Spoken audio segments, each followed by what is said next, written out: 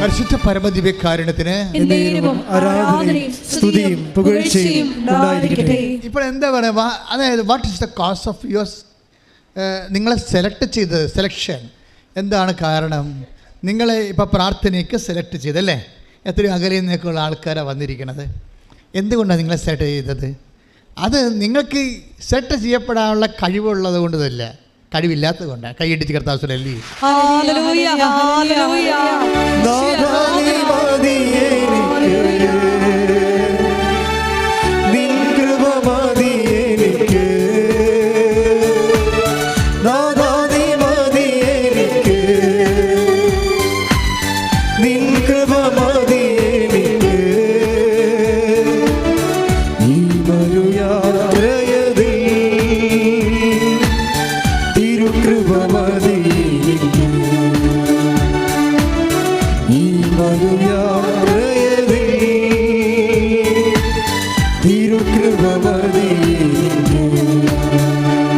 നമ്മുടെ അയോഗ്യത അസസ് ചെയ്യുമ്പോൾ നിങ്ങൾക്ക് ആത്മധൈര്യം നഷ്ടപ്പെടുകയല്ല വേണ്ടത്, ആത്മധൈര്യം കൂടുകയാണ് വേണ്ടത്. പറഞ്ഞ മനസ്സിലായില്ലേ? ദൈവത്തിൻ്റെ മുമ്പിൽ വരുമ്പോൾ നിങ്ങളുടെ അയോഗ്യത അസസ് ചെയ്യുമ്പോൾ, കൂട്ടി നോക്കുമ്പോൾ പല ആൾക്കാർക്ക് എന്താ സംഭവിക്കണത്? ആത്മധൈര്യം നഷ്ടപ്പെടും. പക്ഷേ കർത്താവിൻ്റെ തിരുസന്നിധിയിൽ അയോഗ്യതയാണ് ആത്മധൈര്യം. കൈയടിച്ച് കർത്താവ്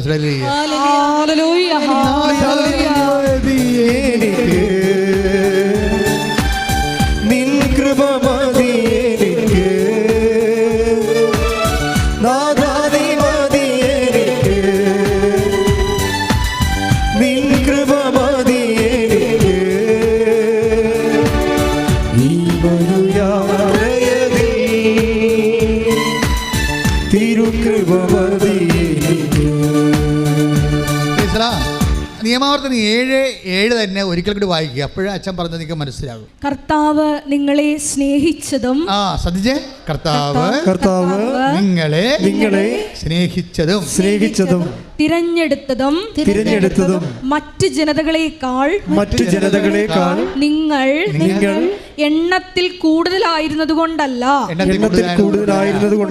നിങ്ങൾ മറ്റെല്ലാ ജനതകളെയും കാൾ ചെറുതായിരുന്നു. ഇതാണ് ഞാൻ അയോഗ്യതയാണ് ആത്മധൈര്യത്തിന് അടിസ്ഥാനം. ക്ലിയർ അല്ലേ?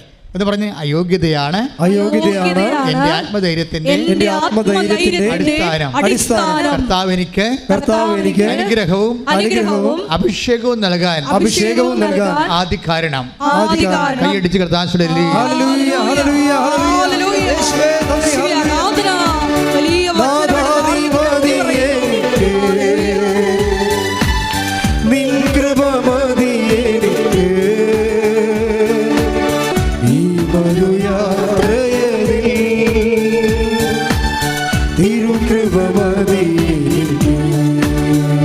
പരിശുദ്ധ പരമദിവ്യകാരുണ്യത്തിന് ആരാധനയും സ്തുതിയും പുകഴ്ചയും ഉണ്ടായിരിക്കട്ടെ. മക്കൾ, ഇതൊരു പ്രസംഗമോ അല്ലെങ്കിൽ ഭജന ശുശ്രൂഷ ഒന്നും പറയരുത്. ഇതൊരു ആധ്യാത്മിക ആഹാരമാണ്.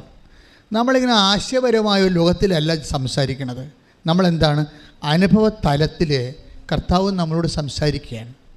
അച്ഛനത് ഉപകരണം മാത്രമാക്കിക്കൊണ്ട് കർത്താവ് വചനം സെലക്ട് ചെയ്ത് സംസാരിക്കുകയാണ്. ഇപ്പോൾ നിങ്ങൾ ഒറ്റക്കാണ്, നിങ്ങൾക്ക് ശക്തിയില്ല. ഇപ്പോൾ ചില സമയത്തൊക്കെ അതിർത്തിയൊക്കെ അളക്കാൻ ചെല്ലുമ്പോൾ അവർ നമ്മളെ വടിതടി ആയുധമായിട്ട് തല്ലാനും കൊല്ലാനും നിൽക്കത്തില്ലേ? നിങ്ങൾക്ക് മാത്രമാണ് ഈ പ്രശ്നമുള്ളത്. ഞാനൊരു ഇടവക ഇരുന്നപ്പോൾ ഒരുത്തനായ ഇടവകയുടെ വസ്തു കൈകയറി 40 കൊല്ലമായി വെച്ചുകൊണ്ടിരിക്കുകയാണ്. 40 കൊല്ലമായിട്ട് അയാളാണെങ്കിൽ ഗുണ്ടകളും വെച്ചുകൊണ്ടിരിക്കുകയാണ്. പോലീസുകാരും അയാളുടെ കൂടെ ഉണ്ട്. കാര്യം ഞാനവിടെ ചെന്നപ്പോൾ പോലീസുകാർ വന്ന് എന്നെ ഭീഷണിപ്പെടുത്തിയായിരുന്നു. അപ്പോൾ ഞാനിത് ഈ വസ്തു എല്ലാം കൊണ്ടുപോയി തഹസിൽദാറിൻ്റെ അടുത്ത് കൊടുത്ത് വില്ലേജ് ഓഫീസിൽ കൊടുത്ത് 6 മാസം അവിടെ എൻ്റെ കൈക്കാരനെ അവിടെ കുത്തിയിരുന്നുകൊണ്ട് ആ 40 കൊല്ലത്തിനുള്ളിൽ ആ പ്രദേശത്ത് നടന്നിട്ടുള്ള മുഴുവൻ ക്രയവിക്രയക്കാർക്കെല്ലാം ഉടമസ്ഥർക്കെല്ലാം നോട്ടീസ് അയച്ചു കൊടുക്കുക. ഞങ്ങൾ അളക്കാൻ പോകണമെന്ന്. അങ്ങനെ അളന്ന് 6 മാസം കൊണ്ടാണ് കൊടുത്തു തീർത്തത്. 110 അവകാശങ്ങളുണ്ടായിരുന്നു. അതെല്ലാം കഴിഞ്ഞ് അളക്കാൻ വേണ്ടി വന്നപ്പോൾ ഞാൻ കടമറ്റുകാരും കൂടി ഞാൻ ജോമാലയം എടുത്ത് അവരവിടെ പണി ചെയ്യാനുള്ള നമ്മളെ വെയിൽ കയറ്റി കെട്ടിയിരിക്കുകയാണ്. കാര്യം നമ്മളുടെ ഒരു 10-20 സെൻറ്റ് പുള്ളി അകത്താക്കി വർഷങ്ങളായിട്ട് കൈകാര്യം ചെയ്തുകൊണ്ടിരിക്കുകയാണ്. ഓരോ അപ്പന്മാർ മരിച്ചു പോയപ്പോൾ പള്ളിയിൽ കുന്തിരിക്കാൻ പോകാനും തിരികെത്തിക്കാനും കൊടുത്ത കാശാണ്. ഓരോരുത്തരെ അതിൻ്റെ അകത്ത് എൻക്രോച്ച് നോക്കാൻ ആരില്ല, അതുകൊണ്ട് എൻക്രോച്ച് ചെയ്തിരിക്കുകയാണ്. ഇപ്പോൾ ഞാൻ അവിടെ ചെന്നപ്പോൾ അമ്മ എന്നോട് പറഞ്ഞു, അവിടെ വെച്ചാണ് ഞാൻ ഈ നൊവേനൊക്കെ തുടങ്ങിയത്. അപ്പോൾ അമ്മ എന്നോട് പറഞ്ഞ് മാതാവിൻ്റെ നൊവേന തുടങ്ങിയത്. അപ്പോൾ അമ്മ പറഞ്ഞ് അത് നമ്മുടെ വസ്തുവാണ്, വാങ്ങിക്കണമെന്ന് പറഞ്ഞ്. കാര്യം സഭയുടെ സംഭവമല്ലേ. അപ്പോൾ ഞങ്ങൾ ഈ ഒരു വർക്ക് ചെയ്ത് ഞങ്ങളൊരു 10-12 പേര്, ഞാൻ ജവമാനം ചൊല്ലി, അവർ പണി ആയുധങ്ങളൊക്കെ ആയിട്ട് പേര് കെട്ടപ്പോയി. അളന്ന് കിട്ടിയപ്പോഴുണ്ട് 20 സെൻറ്റ് അവരുടെ അകത്താണ്. അപ്പോൾ അത് 20 സെൻറ്റ് അവരുടെ അകത്തുണ്ടായിരുന്ന വെയിലെല്ലാം പൊളിച്ചപ്പോൾ അവർ പ്രശ്നം ഉണ്ടാക്കി. അപ്പോൾ ഞാൻ എന്നാ ചെയ്ത്, ജവമാനം ചൊല്ലിക്കൊണ്ട് എൻ്റെ മുടി അവിടെ ഇരുന്ന് ലോഹയിട്ട് ജവമാനം ചൊല്ലിക്കൊണ്ടിരുന്ന്. എന്താണ് ഈ വിഷയം ഭയങ്കര സംഘർഷാത്മകമായ വിഷയമാണ്. നമ്മൾ ജവമാനം ചൊല്ലിക്കൊണ്ട് പോകണേ എന്തിനാ? അന്ന് അമ്മ ഉടമ്പടി തന്നിട്ടില്ല. അത് കഴിഞ്ഞ് 2 കൊല്ലം കഴിഞ്ഞാൽ അമ്മ പ്രത്യക്ഷപ്പെട്ടത്. 2002 ചരിത്രമാണ് ഈ പറയണത്. പിന്നെ 2 കൊല്ലം കഴിഞ്ഞപ്പോഴാണ് അമ്മ പ്രത്യക്ഷപ്പെട്ടത്. കാര്യം വെച്ചാൽ ജീവിതത്തിൻ്റെ എല്ലാ ക്ലേശകരമായ നമുക്ക് ചിലപ്പോൾ 2 തല്ല് വാങ്ങിക്കാനുള്ള സാഹചര്യങ്ങൾ വരെ ഉണ്ടാകുന്ന സാഹചര്യങ്ങളിലും ജവമാലയം പിടിച്ചുകൊണ്ട് പോകും. അപ്പം പിടിച്ചുകൊണ്ട് പോകുന്ന സമയത്ത് നമ്മൾ അന്ന് മോസസിനോട് ഇതുപോലെ പറഞ്ഞായിരുന്നു, നീ പോകണമെന്ന് പറഞ്ഞാൽ മോസസ് പറഞ്ഞ് ഞങ്ങൾ എങ്ങനെ പോകും, ഞങ്ങൾക്ക് ഭയങ്കര പേടിയാണ്, ആരെയാണ് നീ എൻ്റെ കൂടെ അയക്കണമെന്ന് ചോദിച്ചായിരുന്നു. എപ്പോഴും ഉള്ള പ്രശ്നമാണിത്. ഇതെല്ലാ കാലത്തുള്ള പ്രശ്നമാണ്. സീരിയസ് വിഷയങ്ങൾ കൈകാര്യം ചെയ്യാൻ മോസസിനോട് പറഞ്ഞാൽ മോസസ് പറഞ്ഞ് നീ ആരെയാണ് എൻ്റെ കൂടെ അയക്കണത്? ഭയങ്കര ഹൃദയഭേദകമായ ഒരു ചോദ്യമാണ്. 33:12 പുറപ്പാടിൻ്റെ പുസ്തകം. ശ്രദ്ധിക്കട്ടെ. ഹല്ലേലൂയ, ഹല്ലേലൂയ, ഹല്ലേലൂയ, ഹല്ലേലൂയ, ഹല്ലേലൂയ. യേശുവേ നന്ദി. ഹല്ലേലൂയ, ഹല്ലേലൂയ. പുറപ്പാട് 33:12. അതെ. മോശ കർത്താവിനോട് പറഞ്ഞു. മോശ കർത്താവിനോട് പറഞ്ഞു, ഈ ജനത്തെ നയിക്കുക എന്ന് അങ്ങ് എന്നോട് ആജ്ഞാപിക്കുന്നു.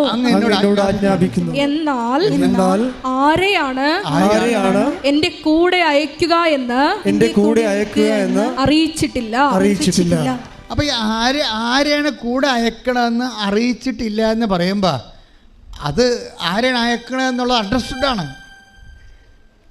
നമ്മളെ ചുറ്റും നമ്മളെ സഹായിക്കാനാ, സപ്പോർട്ട് ചെയ്യാനാ നിങ്ങൾ എത്ര ഉടമ്പടി എടുത്തിട്ടും ആരെയും കാണുന്നില്ലെന്ന് പറയുമ്പോൾ ഇത് വിവേചിക്കാനുള്ള ആത്മചൈതന്യം ഉണ്ടാകണം. എന്താണ് പറഞ്ഞിരിക്കുന്നത്? 13:33 മോസസിന് ഉത്തരവുണ്ട്. ആരെയാണ് നീ ഈ ജനത്തെ നയിക്കുക, മുന്നോട്ട് പോകുക എന്ന് പറയണ്ടേ? പക്ഷേ ആരാണ് നീ ആരെ കണ്ടിട്ടാണ് ഇത് എന്നോട് പറയണത്? ആരെയാണ് നീ എൻ്റെ കൂടെ അയക്കണമെന്ന് മോസസ് ചോദിക്കുന്നുണ്ട്. ഇതുപോലെ നിങ്ങൾക്കും അനുഭവം ഉണ്ടാകും. അതായത് ഇപ്പം ഞാൻ ഇൻ്റർവ്യൂവിന് പോകുന്നു, അല്ലെങ്കിൽ ഞാൻ ജോലിക്ക് പോകുന്നു, അല്ലെങ്കിൽ ഞാൻ ഒരു അഡ്മിഷന് പോകുന്നു, അല്ലെങ്കിൽ കേസിന് പോകുന്നു. ആരാണ് എൻ്റെ കൂടെ വരിക? ആരാണ് എനിക്ക് സപ്പോർട്ട് ചെയ്യുക? ആരെയും ഞാൻ കാണുന്നില്ല, ഇതുവരെ ആരും കണ്ടില്ലല്ലോ എന്ന് പറഞ്ഞാൽ അതുപോലുള്ള അനുഭവം നിനക്ക് മുമ്പേ നിന്നെപ്പോലെ ദൈവം ദൗത്യങ്ങൾ അയച്ചിട്ടുള്ള മോസസ് തൊട്ടുള്ള എല്ലാവർക്കും ഉണ്ടായെന്ന ബൈബിൾ പറയണത്. അതുകൊണ്ടാണ് മോസസ് ചോദിക്കണത്, ആരെയാണ് മുന്നോട്ട് പോകുക നീ പറയണ്ടേ? ആരെയാണ് എൻ്റെ കൂടെ അയക്കണത്? അതിനും ദൈവം മറുപടി പറയും. ആരെയും മാനുഷികമായ ആരെയും നീ സപ്പോർട്ട് കാണുന്നില്ലെങ്കിൽ, വീടിനോ ജോലിക്കോ വിവാഹത്തിനോ പണത്തിനോ അല്ലെങ്കിൽ ഒരു പ്രശ്നസങ്കീർണമായ ഒരു സ്ഥലത്തേക്ക്, നിൻ്റെ വസ്തു തന്നെ കൈകാര്യ ഒരു സ്ഥലത്തേക്ക് നീ പോവുകയാണെങ്കിൽ നിന്നെ സഹായത്തിന് നീ ആരെയും കണ്ടില്ലെങ്കിൽ നിനക്ക് ഉറപ്പാക്കാവുന്ന ഒരാളുണ്ട്. അതാരാണ്? 33:14 ശ്രദ്ധിക്കട്ടെ. ഹല്ലേലൂയ, 33:14 കർത്താവ് പറഞ്ഞു, ഞാൻ തന്നെ നിന്നോട് കൂടെ വരികയും ഞാൻ തന്നെ നിന്നോട് കൂടെ വരും.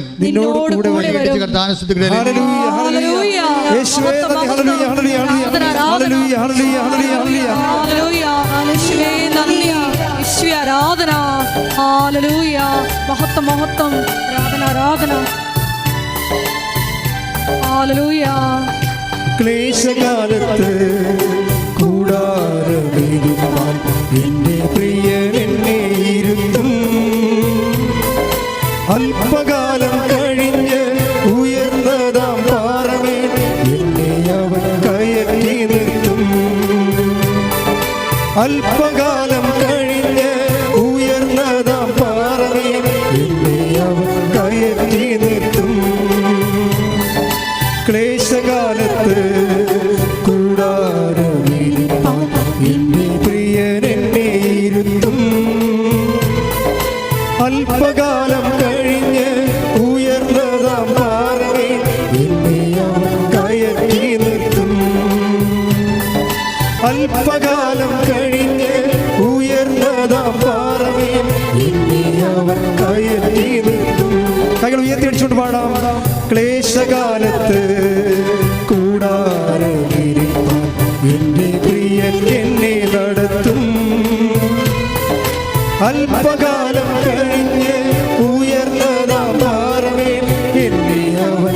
കയറ്റി നിർത്തും.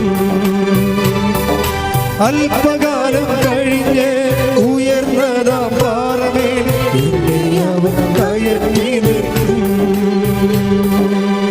പരിശുദ്ധ പരമദിവ്യകാരുണ്യത്തിന് ആരാധനയും സ്തുതിയും പുകഴ്ചയും ഉണ്ടായിരിക്കട്ടെ. അപ്പോൾ ആരെയും കാണുന്നില്ല എന്നുള്ളതും ബന്ധുക്കളെ, സ്വന്തപ്പെട്ട സഹോദര സുഹൃത്തുക്കൾ ആരെങ്കിലും നമ്മളെ സഹായിക്കാനില്ല എന്ന് നമ്മൾ തിരിച്ചറിയുന്ന സമയത്ത് നിനക്ക് സങ്കടവും നിരാശയല്ല വരേണ്ടത്. പിന്നെ എന്താ വരേണ്ടത്? കർത്താവ് ആണ് ഈ വിഷയം ഏറ്റെടുത്തതെങ്കിൽ അതിൻ്റെ അടയാളം മറ്റുള്ളവർ നമ്മളെ കൈവിട്ട് കളയുന്നു എന്നുള്ളതാണ്. അത് മനസ്സിലാക്കണം. ഒരു വിഷയം കർത്താവ് ഏറ്റെടുത്താൽ, ഈ ദിവസങ്ങളിലൊരു സാക്ഷ്യമുണ്ടായി. സാക്ഷ്യം വെച്ചാൽ ഒരാൾ ഓയിൽ ആൻഡ് ഗ്യാസ് കമ്പനിയിൽ ജോലി വേണം. Oil and gas company. അവിടെ വരുന്ന സൗമ്യ കായംകുളം പറഞ്ഞൊരു സാക്ഷ്യമാണ് കഴിഞ്ഞ ദിവസങ്ങളിൽ. ഓയിൽ ആൻഡ് ഗ്യാസ് കമ്പനിയിലെ ജോലിക്ക് ഒരാൾ പോയിരിക്കുക ഇൻ്റർവ്യൂവിന്. പക്ഷേ വീട്ടിൽ ഭയങ്കര കഷ്ടപ്പാട്, ക്ലേശവും, ജോലിയും പോയി വീടും കച്ചവടം നടക്കണില്ല, എന്തൊക്കെ തരത്തിൽ അവർ ഫ്ലാറ്റായി പോയി കഴിഞ്ഞപ്പോഴാണ് ഇവർ ഒരു പേപ്പറിൽ ഒരു പരസ്യം കണ്ട് oil and company gas company ഇൻ്റർവ്യൂവിന് പോയി കഴിഞ്ഞപ്പോൾ അയാളെ ചോദിച്ചു, ഇൻ്റർവ്യൂ ഇരിക്കുന്ന ആളെ ചോദിച്ചു, നിങ്ങൾക്ക് ഓയിൽ ആൻഡ് ഗ്യാസിൽ എന്താ എക്സ്പീരിയൻസ് എന്ന് ചോദിച്ചു. നിങ്ങൾ ഒരു ഇൻ്റർവ്യൂവിൻ്റെ കാര്യം കേൾക്കണം. നമ്മൾ വചനത്തിൽ ഓരോ കാര്യം പറയുമ്പോൾ നിങ്ങളവർക്ക് അതൊരു ആശയമല്ലേ എന്ന്. ആശയമല്ല, അനുഭവമായിട്ടാണ് ആശയമാകണത്. ദൈവത്തിൻ്റെ കാര്യം ആദ്യം അനുഭവമായിട്ടാണ് അത് ആശയമായിട്ട് വരണത്. മനുഷ്യൻ്റെ കാര്യം ആദ്യം തിയറി ഉണ്ടാകട്ടാണ് പ്രാക്ടിക്കൽ ഉണ്ടാകുന്നത്. നേരെ തിരിച്ചാ. അപ്പോൾ എന്താണ് ഇയാളോട് ചോദിച്ചത്, നിങ്ങൾക്ക് ഓയിൽ ആൻഡ് ഗ്യാസിൽ എന്താ എക്സ്പീരിയൻസ്? ഇയാൾക്ക് എക്സ്പീരിയൻസ് ഒന്നുമില്ല. ഇയാളുടെ എക്സ്പീരിയൻസ് എന്താ വെച്ചാൽ ഈ മനുഷ്യൻ ആ സമയത്ത് എന്തെന്ന് പറയുക, ഉടമ്പടി കാശിൽ എടുത്തുകൊണ്ട് തിരുമ്മിക്കൊണ്ടിരിക്കും വിശ്വപ്രമാണം ചൊല്ലിക്കൊണ്ട്. അതാണ് വിഷയം. പുള്ളിക്ക് എക്സ്പീരിയൻസ് ഇല്ലല്ലോ, അതിന് മറുപടി പറഞ്ഞില്ല. പുള്ളി മറുപടി പറയാതെ ഉടമ്പടി കാശിൽ എടുത്ത് വിശ്വപ്രമാണം ചൊല്ലി തിരുമ്മിക്കൊണ്ടിരിക്കും. എന്താണ്? കർത്താവേ, നീ മാത്രമേ ഈ ചോദ്യത്തിന് മറുപടി പറയാവുള്ളൂ, എനിക്ക് എക്സ്പീരിയൻസ് ഇല്ലാത്ത ആളാണ്. അപ്പോൾ ഉടനെ ആ മനുഷ്യൻ ഇയാളുടെ ഇത് വാങ്ങിക്കും. എന്താ വാങ്ങിക്കണേ? ഫയൽ വാങ്ങിക്കും. ഫയൽ വാങ്ങിച്ചിങ്ങനെ മറച്ചു നോക്കി വെച്ചും പറയും, നിങ്ങൾക്ക് ഖത്തറിൽ ജോലി ചെയ്യാൻ തയ്യാറാണോ എന്ന് ചോദിക്കും. അപ്പോൾ ഇയാൾ പറയും തയ്യാറാണ്, എന്നാൽ പാസ്പോർട്ട് ഇങ്ങനെ നേക്കാൻ പറയും. ഈ മനുഷ്യൻ ഇന്ന് ഓയിൽ ആൻഡ് ഗ്യാസ് കമ്പനി ഖത്തറിൽ ജോലി ചെയ്യുകയാണ്. ശ്രുതികട ഹല്ലേലൂയ.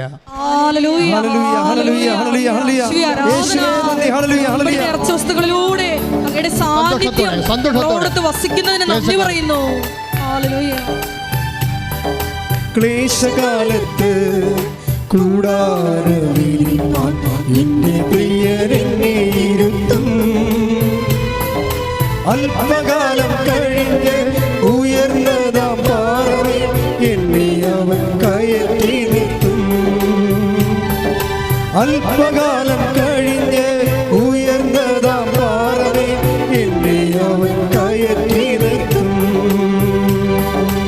പരിശുദ്ധ പരമദിവ്യകാരുണ്യത്തിന് ആരാധനയും സ്തുതിയും പുകഴ്ചയും. ഇതുകൊണ്ടാണ് പൗലോസ് അപ്പോസ്തലൻ പറയണത്, അതായത് വചനപ്രഘോഷണത്തിൻ്റെ ഒരു പ്രാഥമിക രീതിയാണ്. എന്താണത്?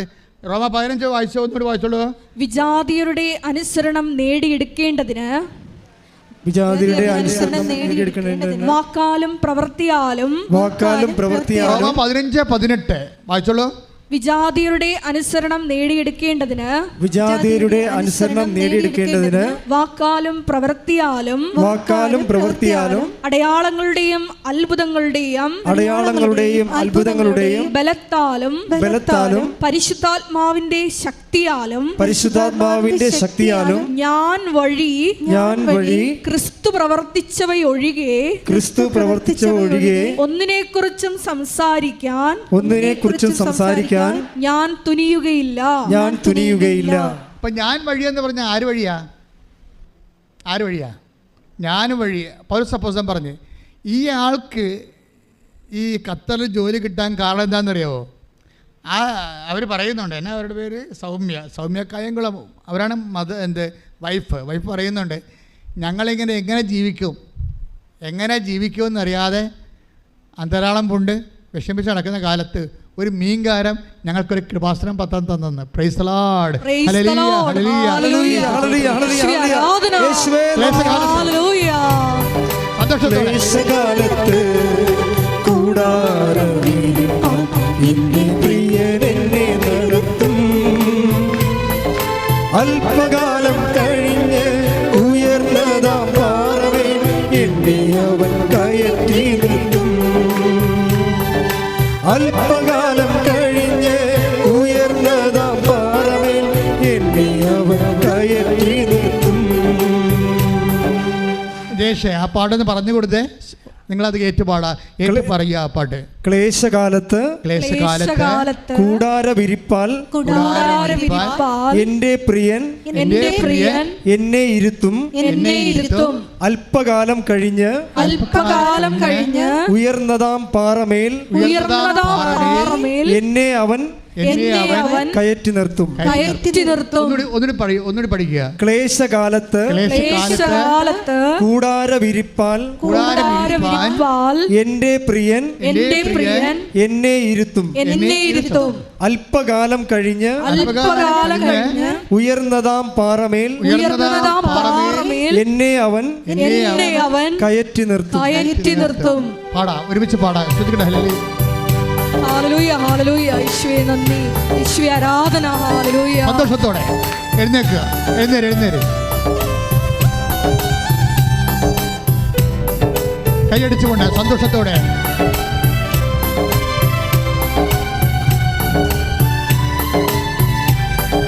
ക്ലേശകാലത്ത് കൂടാരവിരിപ്പാൻ എന്റെ പ്രിയൻ എന്നെ ഇരുത്തും. അല്പകാലം കഴിഞ്ഞ് ഉയർന്നതാം പാറമേൽ എന്നെ അവൻ കയറ്റി നിർത്തും. അല്പകാലം കഴിഞ്ഞ് ഉയർന്നതാം പാറമേൽ എന്നെ അവൻ കയറ്റി നിർത്തും. ക്ലേശകാലത്ത് കൂടാരവിരിപ്പാൻ എന്റെ പ്രിയൻ എന്നെ ഇരുത്തും. അല്പകാലം കഴിഞ്ഞ് ഉയർന്നതാം പാറമേൽ എന്നെ അവൻ കയറ്റി നിർത്തും. കൈകൾ ഉയർത്തിയടിച്ചുകൊണ്ട് അല്പകാലം കഴിഞ്ഞ് ഉയർന്നതാം പാറമേൽ എന്നെ അവൻ കയറ്റി നിർത്തും. ക്ലേശകാലത്ത് കൂടാരവിരിപ്പാൻ എന്റെ പ്രിയൻ എന്നെ ഇരുത്തും. അല്പകാലം കഴിഞ്ഞ് ഉയർന്നതാം പാറമേൽ എന്നെ അവൻ കയറ്റി നിർത്തും. അല്പകാലം കഴിഞ്ഞ് ഉയർന്നതാം പാറമേൽ എന്നെ അവൻ കയറ്റി നിർത്തും. അല്പകാലം കഴിഞ്ഞ് ഉയർന്നതാം പാറമേൽ എന്നെ അവൻ കയറ്റി നിർത്തും. ക്ലേശകാലത്ത് കൂടാരവിരിപ്പാൻ എന്റെ പ്രിയൻ എന്നെ ഇരുത്തും. അല്പകാലം കഴിഞ്ഞ് ഉയർന്നതാം പാറമേൽ എന്നെ അവൻ കയറ്റി നിർത്തും. അല്പകാലം കഴിഞ്ഞ് ഉയർന്നതാം പാറമേൽ എന്നെ അവൻ കയറ്റി. ഹല്ലേലൂയ, യേശുവേ, ഹല്ലേലൂയ. ഈശോ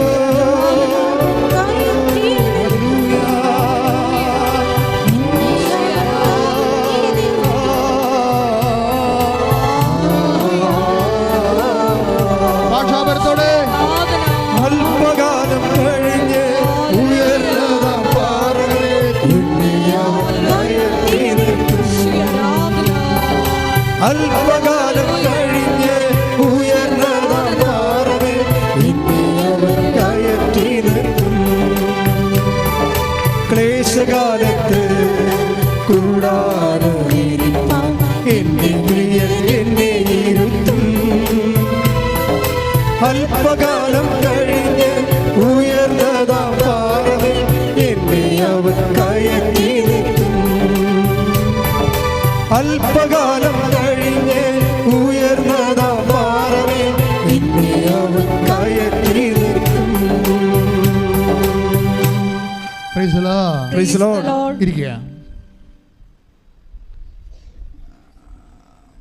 അപ്പം ക്ലേശകാലത്ത് നമ്മളെ കർത്താവ് എൻ്റെ പ്രിയൻ എന്നെ കൂടാരത്തിൽ ഇരുത്തുവെന്നാണ്. ഈ കൂടാരത്തിലാണ്, മഹാകൂടാരത്തിലാണ് കൃപാസനം ഉള്ളത്. പഴയ നിയമത്തിൽ കർത്തൃ സന്നിധാനം അവിടെയാ മോശ കയറി പോണതും മേഘങ്ങൾ വന്ന് കൂടാരത്തെ മൂടുന്നതും ജനങ്ങൾ കവർന്നു വീണ് അവരവരുടെ കൂടാരങ്ങളുടെ വാതിൽക്കൽ ആരാധിക്കുന്നതും മഹാകാഴ്ചയാണ്. അപ്പോൾ പഴയ കാലങ്ങളിൽ ദൈവമായിട്ട് ജനം ഉടമ്പടി ചെയ്താണ് ഈ ക്ലേശകാലങ്ങളെ അതിജീവിക്കുന്നത്. കാര്യം എന്താണ്? ക്ലേശകാലങ്ങളിൽ നമ്മുടെ കഴിവ് അനുസരിച്ച് അതിനേക്കാൾ വലിയ ജീവിത ആവശ്യങ്ങൾ നമുക്ക് വരും. നമ്മുടെ ജീവിത ആവശ്യങ്ങൾക്ക് പറ്റുന്ന ഒരു കഴിവ് നമുക്കുണ്ടാകത്തില്ല. അതുകൊണ്ടാണ് ദൈവം പറഞ്ഞത്, നിൻ്റെ വണ്ണവും എണ്ണവും കണ്ടല്ല ഞാൻ നിന്നെ തിരഞ്ഞെടുത്തത്, ഞാൻ നിന്നെ സ്നേഹിച്ചത്, നീ എണ്ണത്തിൽ കുറഞ്ഞത് അത് തന്നെയാണ് നിന്നെ സ്നേഹിക്കാൻ കാരണമെന്ന്. കാര്യം ഞാനാണ് ദൈവം. ശ്രദ്ധിക്കട്ടെ. യേശുവേ നന്ദി, ഹല്ലേലൂയ, ഹല്ലേലൂയ, ഹല്ലേലൂയ. യേശുവേ സ്തുതി, ഹല്ലേലൂയ, ഹല്ലേലൂയ. വചനത്തെ പൂർത്തീകരിക്കുന്ന നന്ദി പറയുന്നു. ആരാധന, ആരാധന യേശുവേ, ആരാധന, ആരാധന യേശുവേ, ആരാധന. അതായത് ഞാൻ തന്നെ നിൻ്റെ കൂടെ വരും. ഈ വചനം ഒരിക്കലും മറക്കരുത് മക്കളെ. കാര്യം മോസസ് എന്താ ചോദിച്ചത്? 13:12 ആരാണ് എൻ്റെ കൂടെ? എനിക്കാരാണ് സഹായം തരാൻ പോണത്? എൻ്റെ മകളുടെ കല്യാണത്തിന് ആരാണ് എനിക്ക് സഹായം തരാൻ പോണത്? ഈ രോഗത്തിൽ നിന്ന് ആരാണ് എന്നെ സുഖപ്പെടുത്താൻ പോകുന്നത്? എപ്പോഴും നമുക്ക് ഓരോരോ കാര്യങ്ങൾക്ക് ചോദ്യമല്ലേ? അതല്ലേ കർത്താവിൻ്റെ വചനം നമ്മൾ വായിച്ചത്? 2 Corinthians 1:4 എല്ലാ തരത്തിലുള്ള ബന്ധങ്ങൾ അനുഭവിക്കുന്നവരെ. കഴിഞ്ഞ ദിവസങ്ങളിലെ ഡോക്ടർ ഡെൽറ്റ ജോസഫ് എന്നും പറഞ്ഞ് ഒരു ND ഡോക്ടർ സാക്ഷ്യം പറഞ്ഞു. നീ ഡോക്ടർമാരുടെ സാക്ഷ്യം കേൾക്കണം കേട്ടോ. ഡോക്ടർമാരും ജഡ്ജിമാരും ഒക്കെ IPS ആയിട്ടുള്ള റാങ്കുള്ളവരൊക്കെ എത്ര പേരാണ് ഉടമ്പടി ചെയ്തിരിക്കണമെന്നറിയാമോ? അതായത് നമ്മളുടെ ഇപ്പോഴത്തെ ഒരു വിഷയം ഉടമ്പടിയുടെ സാക്ഷ്യങ്ങളെക്കുറിച്ച് വിദ്യാഭ്യാസം ഉള്ളവരെ വളരെ കൃത്യതയോടുകൂടിയാണ് വീക്ഷിക്കുന്നത്. കാര്യം എന്താണ് ഉടമ്പടിയിലുള്ളത്, അതിൻ്റെ ഇഫക്റ്റാണ് കാണുന്നുണ്ട് ആൾക്കാർ. പുക മാത്രമല്ല, തീയും കാണുന്നുണ്ട്. പുകയുടെ തീ ഉണ്ടെന്ന് അനുമാനിക്കേണ്ട കാര്യമല്ല. തീ ആൾക്കാരെ തൊടുന്നുണ്ട് ഇപ്പോഴേ. ഇപ്പോൾ ഡെൽറ്റ ജോസഫിൻ്റെ സാക്ഷ്യം എന്താ? അവർ ഇംഗ്ലണ്ടിൽ വർഷങ്ങളായിട്ട് അവർ ജനറൽ ഫിസിഷ്യനാണ്. പക്ഷെ അവിടെ പ്രശ്നം, അവരുടെ 3ാമത്തെ പ്രസവത്തിൽ അത് ഭയങ്കര സിസേറിയനായിപ്പോയി. ഭയങ്കര സിസേറിയൻ എന്ന് പറഞ്ഞാൽ എന്താ കാര്യം വെച്ചാൽ 4 ലിറ്റർ ബ്ലഡ് നഷ്ടപ്പെട്ടു. 2ാമത്തെ പ്രസവത്തിൽ 4 ലിറ്റർ ബ്ലഡ് നഷ്ടപ്പെട്ടു. അപ്പോൾ BP താന്നിട്ട് 40-20 ആയി. അപ്പം മരിച്ചു പോകും. BP താന്നിട്ട് 40-20 ആവും. അപ്പോൾ അവർ നമുക്കറിയാവില്ല, BP 40-20 വന്നാൽ പിന്നെ അടുത്തത് മരണമാണ്. അപ്പോൾ അത്രയും ഒരു ഓപ്പറേഷനിലൂടെ മരണത്തെ ഇങ്ങനെ തൊട്ട ആളാണ് ഈ ഡോക്ടർ ഡെൽറ്റ ജോസഫ്. അപ്പോൾ അതുകൊണ്ട് അവരും ഫിസിഷ്യനാണ്. അപ്പോൾ അവരുടെ മറ്റ് ഫിസിഷ്യൻസൊക്കെ പറഞ്ഞ് ഇനി പ്രഗ്നൻസി പറ്റത്തില്ല, നമുക്കിപ്പോൾ തന്നെ സ്റ്റെറിലൈസ് ചെയ്യാമെന്ന് പറയും. ഇപ്പം തന്നെ അത് പ്രസവം നിർത്താം, ഇനി പറ്റത്തില്ലെന്ന് പറയും. അപ്പോൾ അത് ദൈവ പദ്ധതി അല്ലെന്ന് അവർക്ക് തോന്നിയ കാരണം അവർ നല്ല വിശ്വാസിയാണ്. അതുകൊണ്ട് അങ്ങനെ നിർത്തണ ദൈവ പദ്ധതി അല്ലെന്ന് അവർക്കറിയാവുന്ന കാരണം അവർ പറഞ്ഞ് അതിനെക്കുറിച്ച് അവർ യേശു പറഞ്ഞില്ല. നിങ്ങൾക്കറിയാമോ, വിശ്വാസം ജീവിക്കുന്നവർ അങ്ങ് കൃത്യമായിട്ട് ജീവിക്കുന്നുണ്ട്. ചില ആൾക്കാർ കുറച്ച് കാര്യത്തിൽ വിശ്വസിക്കും, കുറച്ച് കാര്യത്തിൽ വിശ്വസിക്കത്തില്ല. അതാണ് പ്രശ്നം. ചില കാര്യം നിങ്ങൾക്ക് കുറച്ച് കംഫർട്ടായിട്ടുള്ള കാര്യങ്ങൾ നിങ്ങൾ വിശ്വസിക്കും. നിങ്ങൾക്ക് ചില കാര്യങ്ങൾ കംഫർട്ടല്ല, അതുകൊണ്ട് വിശ്വസിക്കത്തില്ല. ഡോക്ടറല്ലേ പറഞ്ഞത്, എന്നാൽ പ്രസവം നിർത്തിയേക്കാമെന്ന് വിചാരിക്കും. ദൈവതിരുമനസ്സല്ലല്ലോ അത്. നിങ്ങൾ അല്ലെങ്കിൽ ബുദ്ധിയും ബോധം ഉണ്ടെങ്കിൽ ദൈവിക കാര്യങ്ങളെ കൈകാര്യം ചെയ്യുന്നതോടൊന്ന് ചോദിക്കണം. കാര്യം ഈ നിങ്ങൾക്ക് ഗർഭപാത്രം ഉണ്ടായാലും ഇല്ലെങ്കിലും നിങ്ങൾ പ്രസവം നിർത്തുക ഇല്ലെങ്കിലും ദൈവഹിതമല്ല നിങ്ങൾ പ്രസവം നിർത്തണമെന്നുണ്ടെങ്കിൽ ഉണ്ടാകുന്ന പ്രശ്നം എന്താണെന്നറിയാമോ? നിത്യത എന്ന് പറയുന്നൊരു വിഷയത്തിൽ നിങ്ങൾ പണിമേടിക്കാൻ സാധ്യതയുണ്ട്. ഈ ലോകത്ത് മാത്രമേ ഉള്ളെങ്കിൽ പിന്നെ പട്ടിച്ചാണ പോലെ ചത്തുപോകാം, ഒരു കുഴപ്പമില്ല. പന്നി ഒക്കെ എത്ര പ്രസവിക്കുന്ന ചത്തുപോകുന്നു, നമ്മളും ചത്തുപോകുന്നു. അത്രേ ഉള്ളെങ്കിൽ കുഴപ്പമില്ല. നിത്യതയാണ് ഇവിടുത്തെ പ്രശ്നം. എന്തുകൊണ്ടാണ് ഇതുപോലെ സുവിശേഷ വിഹിതമായി വിശ്വസിച്ച് ജീവിക്കുന്നവർ എന്തുകൊണ്ടാണ് കോംപ്രമൈസ് ഇല്ലാതെ പോകുന്നതിൻ്റെ കാരണം എന്താണ്? അങ്ങനെ വിശ്വസിക്കുന്നവർ, അങ്ങനെ ജീവിക്കാൻ ജനിച്ചു പോയത് കൊണ്ട് ക്രിസ്ത്യാനിയായിട്ട് പോയ ആൾക്കാരുണ്ട്. അവരെക്കുറിച്ച് പറഞ്ഞിട്ട് കാര്യമില്ല. ജനിച്ചു പോയത് കൊണ്ട് വിശ്വാസിയാകുകയും പിന്നീട് വിശ്വാസ സത്യങ്ങൾ പഠിച്ച് മനസ്സിലാക്കുകയും ദൈവത്തിൻ്റെ സ്വന്തമാകുകയും ചെയ്ത ആൾക്കാർ ഒരു കാരണവശാലും കോംപ്രമൈസ് ചെയ്യത്തില്ല. ഡോക്ടർ പറഞ്ഞു അയാൾ ഡോക്ടറാണ്, പക്ഷേ ജനറൽ ഫിസിഷ്യനാണ്, പക്ഷേ അവർ പറഞ്ഞ് പ്രസവം നിർത്താൻ പറ്റത്തില്ല, it's not will of God എന്ന് പറയും. അപ്പോൾ ഡോക്ടർ പറഞ്ഞു, നിങ്ങളൊരു ഡോക്ടറല്ലേ, നിങ്ങൾക്ക് ശാസ്ത്രബോധമൊന്നുമില്ലേ, ഇനി പ്രസവിച്ചാൽ ഇതുപോലെ ഒരു കേസ് വന്നാൽ നിങ്ങൾ എന്ത് ചെയ്യുമെന്ന് ചോദിച്ചു. നിങ്ങൾ മരിച്ചു പോകുമെന്ന് പറയും. പക്ഷെ അവരെന്താ ചെയ്തിരിക്കണം? അവരിപ്പോൾ ഉടമ്പടിയെക്കുറിച്ചുള്ള ക്ലാസ്സുകൾ കേട്ട്, അപ്പോൾ ഒരു നാട്ടിൽ വന്നപ്പോൾ ഉടമ്പടി എടുത്ത് എന്താണ് മൂന്നാമത് പ്രസവിക്കാൻ കണക്കാക്കിയാണ് ഉടമ്പടി എടുത്തിരിക്കണേ. ഇത്രയും മരണത്തെ നേരെ കണ്ട ആൾ മൂന്നാമതൊരു കുഞ്ഞിന് വേണ്ടി ഉടമ്പടി എടുത്തിരിക്കുകയാണ്. ഉടമ്പടി എടുത്തപ്പോൾ എന്താ ചെയ്തിരിക്കണത്? ഉടമ്പടിയിൽ അവരെ ഒരു കുഞ്ഞിനെ എക്സ്പെക്റ്റ് ചെയ്യണതിന് മുമ്പ് തന്നെ, അതിന് ട്രൈ ചെയ്യണ മുമ്പ് തന്നെ അവർ ഉടമ്പടി തൈലമെടുത്ത് വയറ്റേ പുരട്ടും. ഡോക്ടറാണെന്ന് ചിന്തിക്കണം നിങ്ങൾ. വിശ്വാസത്തോടെയാണ് ഈ കാര്യങ്ങൾ ചെയ്യണത്. എന്നിട്ട് അവർ ക്യാരിയാവും. ക്യാരിയാവുമ്പോൾ എന്താ അവർ ചിന്തിക്കണത്? ഈ കുഞ്ഞ് മാതാവിൻ്റെ കുഞ്ഞാണ്. അതാണ് വിഷയം. ഈ കുഞ്ഞ് മാതാവിൻ്റെ കുഞ്ഞാണ്. ഇതിനെ രക്തം പൊടിയാ പ്രസവിപ്പിക്കേണ്ട ഉത്തരവാദിത്തം ഞാൻ വിശ്വാസം പ്രഖ്യാപിച്ചില്ലേ, പിന്നെ എനിക്കെന്താ പ്രശ്നം? എൻ്റെ പ്രശ്നം തീർന്ന്. ഞാൻ അമ്മയിൽ വിശ്വസിച്ചു. അമ്മ എൻ്റെ ബെഡ്റൂമിലുണ്ടാകുമെന്നും അമ്മ എൻ്റെ ഓപ്പറേഷൻ തിയേറ്ററിലുണ്ടാകുമെന്നും ഞാൻ വിശ്വസിച്ചു. അതിൻ്റെ പേരിൽ ഞാൻ എൻ്റെ ഉടമ്പടി തൈലമെടുത്ത് എൻ്റെ ഗർഭപാത്രത്തിൽ പുരട്ടി. My role is over. പിന്നെ ആരുടെ അതിന് റോളുള്ളത്? ദൈവത്തിൻ്റെതാണ്. അമ്മ ഉണ്ടാകും. അവൻ്റെ പ്രസവിക്കാൻ പോയപ്പോൾ അവർക്ക് കുഴപ്പമില്ല, അവർ കൂളായിട്ട് പ്രസവിക്കാൻ പോയി. ഓപ്പറേഷൻ നടന്ന്. പക്ഷേ എത്ര വെറും 700 ml ബ്ലഡേ പോയുള്ളൂ. അവർക്കൊരു കുഴപ്പമില്ല. കുഞ്ഞിനെ മൂന്നാമത്തെ കുഞ്ഞിനെ കിട്ടി. അതാണ് വിശ്വാസം. ശ്രദ്ധിക്കട്ടെ.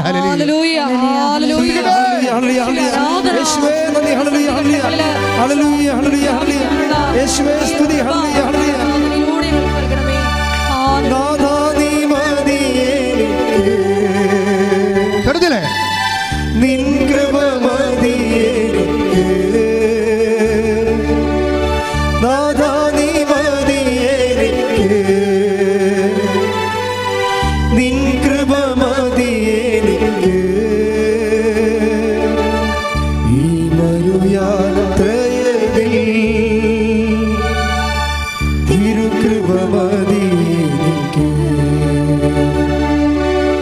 ഈ മരുയാത്രയിൽ തിരുകൃപ മതിയേ. പുറപ്പാട് 33:19. ശ്രദ്ധിക്കട്ടെ. ഹല്ലേലൂയ, ഹല്ലേലൂയ, ഹല്ലേലൂയ. യേശുവേ നന്ദി. ഹല്ലേലൂയ, ഹല്ലേലൂയ, ഹല്ലേലൂയ, ഹല്ലേലൂയ, ഹല്ലേലൂയ. യേശുവേ സ്തുതി. ഹല്ലേലൂയ. പുറപ്പാട് 33:19.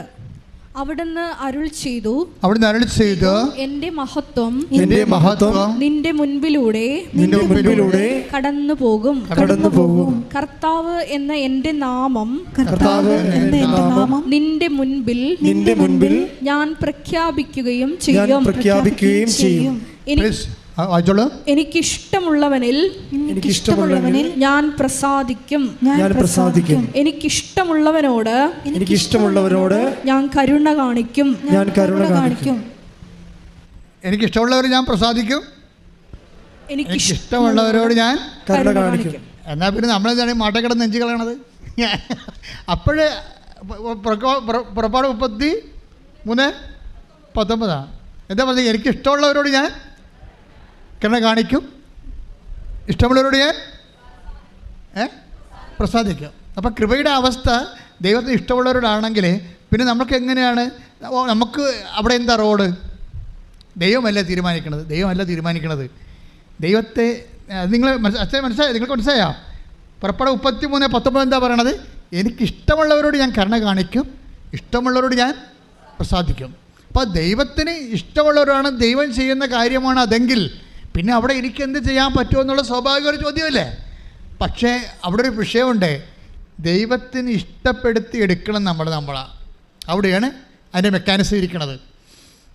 ദൈവം ഇഷ്ടം, ദാറ്റ്സ് ഓക്കെ. ദൈവം പറയണം. പുറപ്പാട് 33:19 പറഞ്ഞ എന്താണ് എനിക്ക് പറഞ്ഞേ? എനിക്ക് ഇഷ്ടമുള്ളവരോട് ഞാൻ കരുണ കാണിക്കുന്നു, ഇഷ്ടമുള്ളവരോട് ഞാൻ പ്രസാദിക്കും. ഓക്കെ, അപ്പോൾ ദൈവത്തിൻ്റെ നമുക്കൊരു അതിൻ്റെ സ്റ്റാൻഡിങ് ആയിട്ടുള്ള ഒരു ഇൻസ്ട്രക്ഷൻ കിട്ടി. എന്താണ്? കൃപ ഒഴുകണ വഴിയെന്ന് പറയുന്നത് ദൈവത്തിന് ഇഷ്ടമുള്ളവരോടാണ്. ക്ലിയർ അല്ലേ? അപ്പോൾ പിന്നെ അവിടെ നമുക്ക് റോളൊന്നും ഇല്ലല്ലോ എന്ന് നമുക്ക് ചിന്തിക്കും. നമ്മൾക്കാണ് റോള്. എന്താണ്? നമ്മൾ ദൈവത്തെ ഇഷ്ടപ്പെടുത്തി എടുക്കണം. അവിടെയാണ് പ്രശ്നമിരിക്കുന്നത്. ദൈവത്തിന് നമ്മളെ ഒന്ന് പറഞ്ഞേ, ദൈവത്തിന് നമ്മളെ ഇഷ്ടപ്പെടുത്തി എടുക്കണം. ഇതിനാണ് ഈ ഉടമ്പടി ചെയ്തുകൊണ്ട് പുറകെ നടക്കുന്നത്. ഇതിനാണ് ഈ ഉടമ്പടി ചെയ്തുകൊണ്ട് പുറകെ ഉടമ്പടി ചെയ്ത് ജീവിക്കല്ലേ ആൾക്കാർ. എന്തിനാണ്?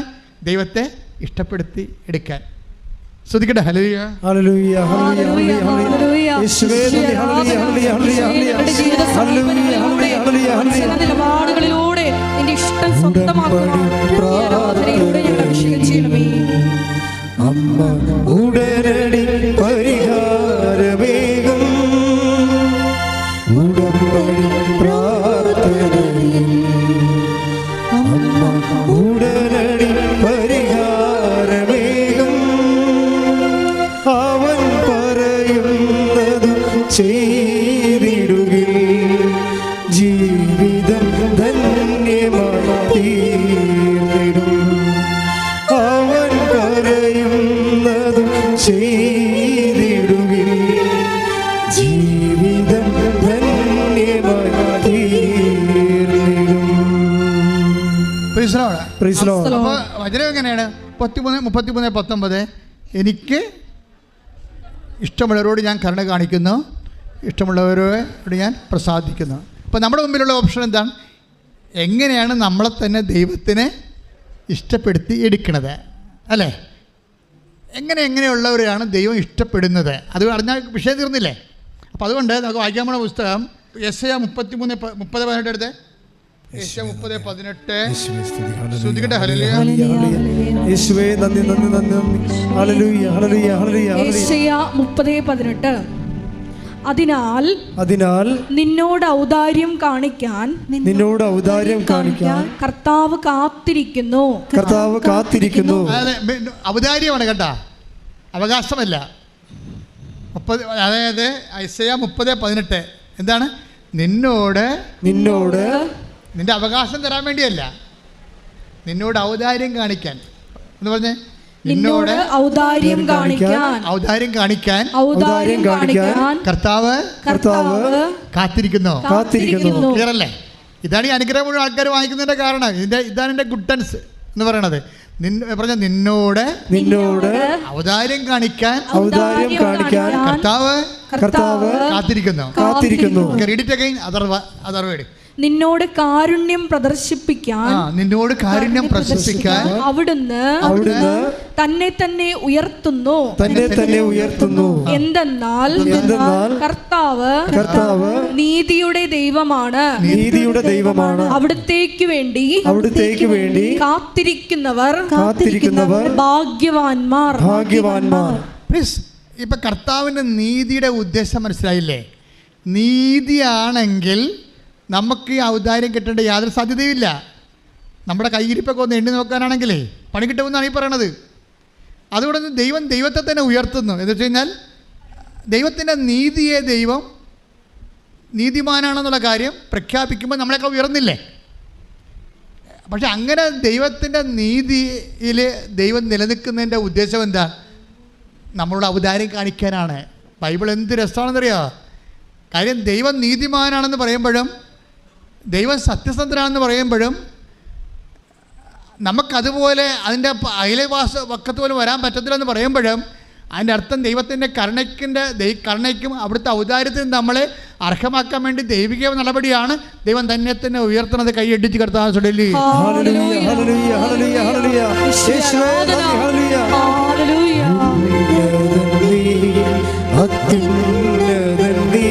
നിന്നെ പോലൊരു ദൈവമില്ല.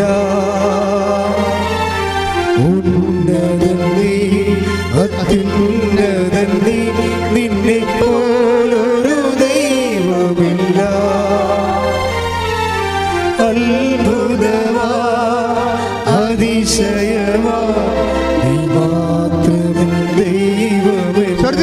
അത്ഭുതമായി അത്ഭുതമാ അതിശയമാ നീ മാത്രമേ ദൈവമെന്നും. 30:18 വായിച്ചത്. 30:18. അതിനാൽ അതിനാൽ നിന്നോട് ഔദാര്യം കാണിക്കാൻ കർത്താവ് കാത്തിരിക്കുന്നു. നിന്നോട് കാരുണ്യം പ്രദർശിപ്പിക്കാൻ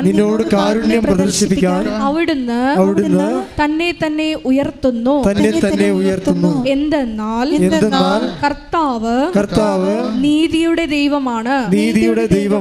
അവിടത്തേക്ക് വേണ്ടി കാത്തിരിക്കുന്നവർ ഭാഗ്യവാന്മാർ. See, this is the nucleus. അവസാനം വായിച്ചില്ലേ? എന്താണ് കാര്യങ്ങൾ ഇങ്ങനെ ആയതുകൊണ്ട് നമ്മൾ എന്ത് ചെയ്യണം? അതിനാൽ അവിടത്തേക്ക് വേണ്ടി കാത്തിരിക്കുന്നവർ ഭാഗ്യവാന്മാർ. അപ്പം നിങ്ങൾ എന്താ ചെയ്യേണ്ടത്? ദൈവത്തിന് വേണ്ടി കാത്തിരിക്കണം. ദൈവിക ഇടപെടലിന് വേണ്ടി കാത്തിരിക്കണം. കാത്തിരിക്കുമ്പോൾ എപ്പോഴും ശ്രദ്ധിക്കണം. എന്താണ്? കാത്തിരിക്കുന്ന കന്യകമാരെക്കുറിച്ച് കർത്താവ് പറഞ്ഞത് വിളക്ക് കാത്തിരിക്കുന്നവരെ കുറിച്ചാണ്. വെറുതെ കാത്തിരിക്കുന്ന കാര്യമില്ല. ഉറക്കം തന്നെ കാത്തിരിക്കാതെ കാര്യമുണ്ട്. വിളക്ക് തെളിച്ചോണ്ട് കാത്തിരിക്കണം. Take the bed of God. ശ്രദ്ധിക്കണോ? ഹല്ലേലൂയ ഹല്ലേലൂയ ഹല്ലേലൂയ ഹല്ലേലൂയ യേശുവേ ഹല്ലേലൂയ ഹല്ലേലൂയ ഹല്ലേലൂയ ഹല്ലേലൂയ. ഒരുമിച്ച് പാടാം. ശ്രദ്ധിക്കട്ടെ. ഹല്ലേലൂയ ഹല്ലേലൂയ ഹല്ലേലൂയ. ഉന്നതനേ അത്യുന്നതനേ നിന്നെ പോലൊരു ദൈവമില്ല. ഉന്നതനേ അത്യുന്നതനേ നിന്നെ പോലൊരു ദൈവമില്ല. അത്ഭുതമാ അതിശയമാ നീ മാത്രമേ ദൈവമെന്ന്. അത്ഭുതമായി അത്ഭുതമാ അതിശയമാ നീ മാത്രമേ ദൈവമെന്നും. ഉന്നതനേ അത്യുന്നതനേ നിന്നെ പോലൊരു ദൈവമില്ല. ഉന്നതനേ അത്യുന്നതനേ നിന്നെ പോലൊരു ദൈവമില്ല. അത്ഭുതമാ അതിശയമാ നീ മാത്രമേ ദൈവമെന്നും. അത്ഭുതമാ അതിശയമാ നീ മാത്രമേ ദൈവമെന്നും. പരിശുദ്ധ പരമദിവ്യകാരുണ്യത്തിന് ആരാധനയും സ്തുതിയും പുകഴ്ചയും ഉണ്ടായിരിക്കട്ടെ. മത്തായിയുടെ സുവിശേഷം 25-ാം അധ്യായം 1 മുതലുള്ള തിരുവചനങ്ങൾ. മത്തായി 25:1. കന്യകമാരുടെ വിളക്കുകൾ ഏന്തിയ കന്യകമാരെ കുറിച്ച് നമ്മൾ വായിച്ചു കേൾക്കാൻ പോകുന്നത്. കാത്തിരിക്കാൻ പറയുമ്പോഴേ കയ്യിൽ വിളക്കുണ്ടാണെന്ന് ബൈബിൾ പറയണം. വെറുതെ ചുമ്മാ ഉറക്കം തൂങ്ങി കാത്തിരിക്കാൻ പറ്റത്തില്ല. നിരുത്തരവാദപരമായിട്ട് കാത്തിരിക്കാൻ പറ്റത്തില്ല. കയ്യിൽ വിളക്കുണ്ടാകണം. വിശ്വാസത്തിൻ്റെ, പ്രത്യാശയുടെ, ദൈവസ്നേഹത്തിൻ്റെ. Praise the Lord. വിശ്വാസത്തിന് മാത്രമല്ല, ഉടമ്പടിയിൽ കാത്തിരിപ്പെന്ന് പറയുമ്പോൾ എന്തൊക്കെ ഉണ്ടാകണം? വിശ്വാസത്തിൻ്റെ വിളക്ക്, ദൈവസ്നേഹത്തിൻ്റെ ജ്വാല, അതുപോലെ തന്നെയാണ് പ്രത്യാശയുടെ. പ്രത്യാശ ഉണ്ടെങ്കിൽ ഉറക്കം തൂങ്ങത്തില്ല അവിടെ. അതുകൊണ്ട് നിങ്ങളെ ഇടയ്ക്ക് ഉറക്കം തൂങ്ങുന്ന ആൾക്കാരില്ലേ, ഉറക്കം തൂങ്ങുന്ന ആൾക്കാരെന്ന് പറയുമ്പോൾ ഉറക്കം തൂങ്ങാമേ എന്നും പറഞ്ഞുകൊണ്ട് ഉടമ്പടി എടുത്തിരിക്കുന്ന ആൾക്കാരുണ്ട്. അങ്ങനെയുണ്ട്. ഉറക്കം തൂങ്ങിക്കൊള്ളാവേ എന്നും പറഞ്ഞുകൊണ്ട് നേർച്ച എന്താ വെച്ചാൽ അവർക്കറിയാം ഈ ആദ്യം 5 പത്രം എടുത്ത് കൈ പിടിക്കും. ബാക്കിയുള്ളവർ അത് ആ കൂട്ടുകാരൊക്കെ പിടിപ്പിക്കും. ആദ്യം നീ 5 കൂടെ ഉറക്കം തൂങ്ങിക്കൊള്ളാവേ എന്ന് പറഞ്ഞ് ഉടമ്പടി എടുത്തേക്കും. ഈ ജന്മത്തിൽ ഗതി പിടിക്കത്തില്ല. കാര്യം ഇവിടെ നമ്മൾ കോമ്പീറ്റ് ചെയ്യണത് ആരുമായിട്ടാണെന്നറിയാമോ? ഒരു പ്രായമുള്ള അപ്പൻ ഇവിടെ വന്ന് സാക്ഷ്യം പറഞ്ഞായിരുന്നു. നിങ്ങളുടെ പേരെന്നാ? അതായത് എഡ്വിൻ തെയ്ഡോർ. കഴിഞ്ഞ ദിവസം പറഞ്ഞതാണ്. എഡ്വിൻ തീറോട് എന്താണ് അങ്ങനെയൊക്കെ എങ്ങനെ ഒരു 70 വയസ്സ് കാണുമായിരിക്കും. വയസ്സ് കൂടുതലായി പറഞ്ഞത് കൂടിയാൽ പണം മിക്കവാറും അവർ അങ്ങനെയുടെ മക്കൾ തന്നെ കൈകാര്യം ചെയ്യാൻ വരും മിക്കവാറും. നല്ല ആരോഗ്യമൊക്കെ കൊണ്ട് പുള്ളിക്കുക, സംശയിക്കുക. പക്ഷെ പുള്ളി വെച്ച് സാക്ഷ്യം എന്നറിയാമോ? എൻ്റെ മനസ്സിൽ തോന്നി ലക്ഷക്കണക്കിന് മനുഷ്യരെ കർത്താവിനെ അറിയിക്കണം. അതുകൊണ്ട് എല്ലാ മാസവും ഞാൻ 5 കെട്ട് പത്രം മേടിക്കും. എൻ്റെ മനസ്സിൽ തോന്നി ലക്ഷക്കണക്കിന് മനുഷ്യരെ കർത്താവിനെ അറിയിക്കണം. അതുകൊണ്ട് എല്ലാ മാസവും ഞാൻ 5 കെട്ട് പത്രം മേടിക്കും. എന്താ കാര്യം? പത്രം ഇങ്ങനെ ഒന്നും മണുത്താൽ, ചില വണ്ടി കണ്ടില്ലേ പെട്രോൾ മണുത്താൽ തന്നെ ഓടുമെന്ന് പറഞ്ഞ പോലെ കൃപാസനം പത്രം കണ്ടാൽ മതി. അതല്ലേ സാത്താൻ ഇതിനെതിരെ എന്തെല്ലാം വിധത്തിലുള്ള വ്യാജാരോപണങ്ങൾ നടത്തി. നശിപ്പിച്ച് കളയാൻ? നശിച്ചില്ലല്ലോ, നശിച്ചില്ല. കാര്യത്തിൽ ഇന്ന് ആരോപണം ഉണ്ടായ കാര്യത്തേക്കാൾ എത്രയോ 10,000 ഇന്ന് അനുഭവ സാക്ഷ്യം പറഞ്ഞ് അവരുടെ അനുഭവങ്ങൾ ഇപ്പം വാപിളിക്കാൻ പറ്റത്തില്ല. ആരെങ്കിലും കൃപാസനത്തിലെ വാപിളിച്ച അപ്പം തന്നെ വിശ്വാസവും അനുഭവമുള്ളവൻ താഴേക്ക് കമൻറ്റ് ചെയ്യും, അവൻ്റെ അനുഭവമുണ്ട്. കാര്യം അത് നമ്മളും ചെയ്യണം. അത് ആരെല്ലാം ദൈവിക പദ്ധതിക്ക് എതിരെ നിൽക്കണം ഒരിക്കലും സാത്താനായിരിക്കുമല്ല. അവൻ എന്നാ യുക്തിവാദി എന്താ സംഭവമാണെന്ന് പറഞ്ഞാലും ആൾ കളിക്കാനോ അല്ലെങ്കിൽ ക്രിസ്ത്യാനി ഉപദ്രവിക്കാനോ ക്രിസ്ത്യാനി ഇടയിൽ തന്നെയുള്ള മറ്റു മതസ്ഥരുടെ മുമ്പിൽ നല്ല പിള്ള ചമയാൻ വേണ്ടിയുള്ള ആൾക്കാരുണ്ട്, കൃപാസനത്തെ ഉപദ്രവിക്കുന്നവർ ഇല്ലേ? അപ്പോൾ പക്ഷേ അങ്ങനെ വരുമ്പോൾ തന്നെ നമ്മുടെ അനുഭവങ്ങൾ അപ്പം നമ്മൾ പറയണം. കാര്യം പറയാൻ ബാധ്യസ്ഥരാണ് നമ്മൾ. കാര്യം നമുക്ക് ദൈവം തന്ന അനുഭവമില്ലേ, ആ ദൈവത്തെ മഹത്വപ്പെടുത്താൻ നമുക്ക് ബാധ്യസ്ഥരാണ്. കാര്യം ദൈവത്തെ മഹത്വപ്പെടുത്തിയാണ് നമ്മൾ വിശ്വാസത്തിൽ വളരണത്. 4:20 റോമ. സ്തുതിക്കട്ടെ. ഹല്ലേലൂയ ഹല്ലേലൂയ ഹല്ലേലൂയ ഹല്ലേലൂയ ഹല്ലേലൂയ. യേശുവേ നന്ദി. ഹല്ലേലൂയ ഹല്ലേലൂയ. സ്തുതിക്കട്ടെ. ഹല്ലേലൂയ. റോമ 4:20. റോമ 4:20. ദൈവത്തെ മഹത്വപ്പെടുത്തിക്കൊണ്ട് അവൻ വിശ്വാസത്താൽ ശക്തി പ്രാപിച്ചു. അപ്പൊ ഈ എഡ്വിൻ ടീഡർ എന്താ ചെയ്യണത്? വിശ്വാസത്തിൽ ശക്തി പ്രാപിക്കുകയാണ്. എങ്ങനെയാണ്? ദൈവത്തെ മഹത്വപ്പെടുത്തിക്കൊണ്ട്. അപ്പോൾ ദൈവത്തെ മഹത്വപ്പെടുത്താൻ വേണ്ടി അദ്ദേഹം 5 കെട്ട് പത്രം വാങ്ങിച്ചിരിക്കുകയാണ്. അത് വാങ്ങിച്ച് എന്നിട്ട് പറയും, ഞാൻ ഓട്ടോറിക്ഷക്കാർക്ക് കൊടുക്കും, ചായക്കടയിൽ കൊണ്ടേ കൊടുക്കും, എവിടെയെല്ലാമാണ് കർത്താവിന് എത്തിക്കാൻ കഴിയണം അവിടെയെല്ലാം പ്രാർത്ഥനാപൂർവ്വം നടന്നുകൊണ്ടേ കൊടുക്കും. അങ്ങനെയുള്ള ആൾക്കാരുടെ മുമ്പിലാണ് ഈ 5 പത്രം മേടിച്ചതും ബാക്കി പത്രമെല്ലാം നാത്തൂനും ആൻറ്റിക്കൊക്കെ കൊടുത്തിട്ട് പോയി കിടന്ന് ഉറങ്ങണ ആൾക്കാർ. ഉറക്കം തൂങ്ങി ഉടമ്പടിക്കാരുടെ കാര്യം പോക്കണം കേട്ടോ. ഉള്ള കാര്യം പറഞ്ഞേക്കാം. നിങ്ങൾ കോമ്പീറ്റ് ചെയ്യുന്നത് നിങ്ങളെക്കാൾ ആരോഗ്യം പ്രായമുള്ള ആൾക്കാരോടാണ് നിങ്ങൾ കോമ്പീറ്റ് ചെയ്യണത്. അപ്പം അതുകൊണ്ട് അവരുടെ പ്രാർത്ഥന ദൈവത്തിനുണ്ട്. നിങ്ങളുടെ അഭ്യാസം ഒന്നും നടക്കത്തില്ല. അപ്പം മര്യാദക്ക് ശക്തമായി പ്രവർത്തിക്കാൻ വേണ്ടി കൈ കൊടുത്ത് സ്തുതിക്കട്ടെ. ഹല്ലേലൂയ.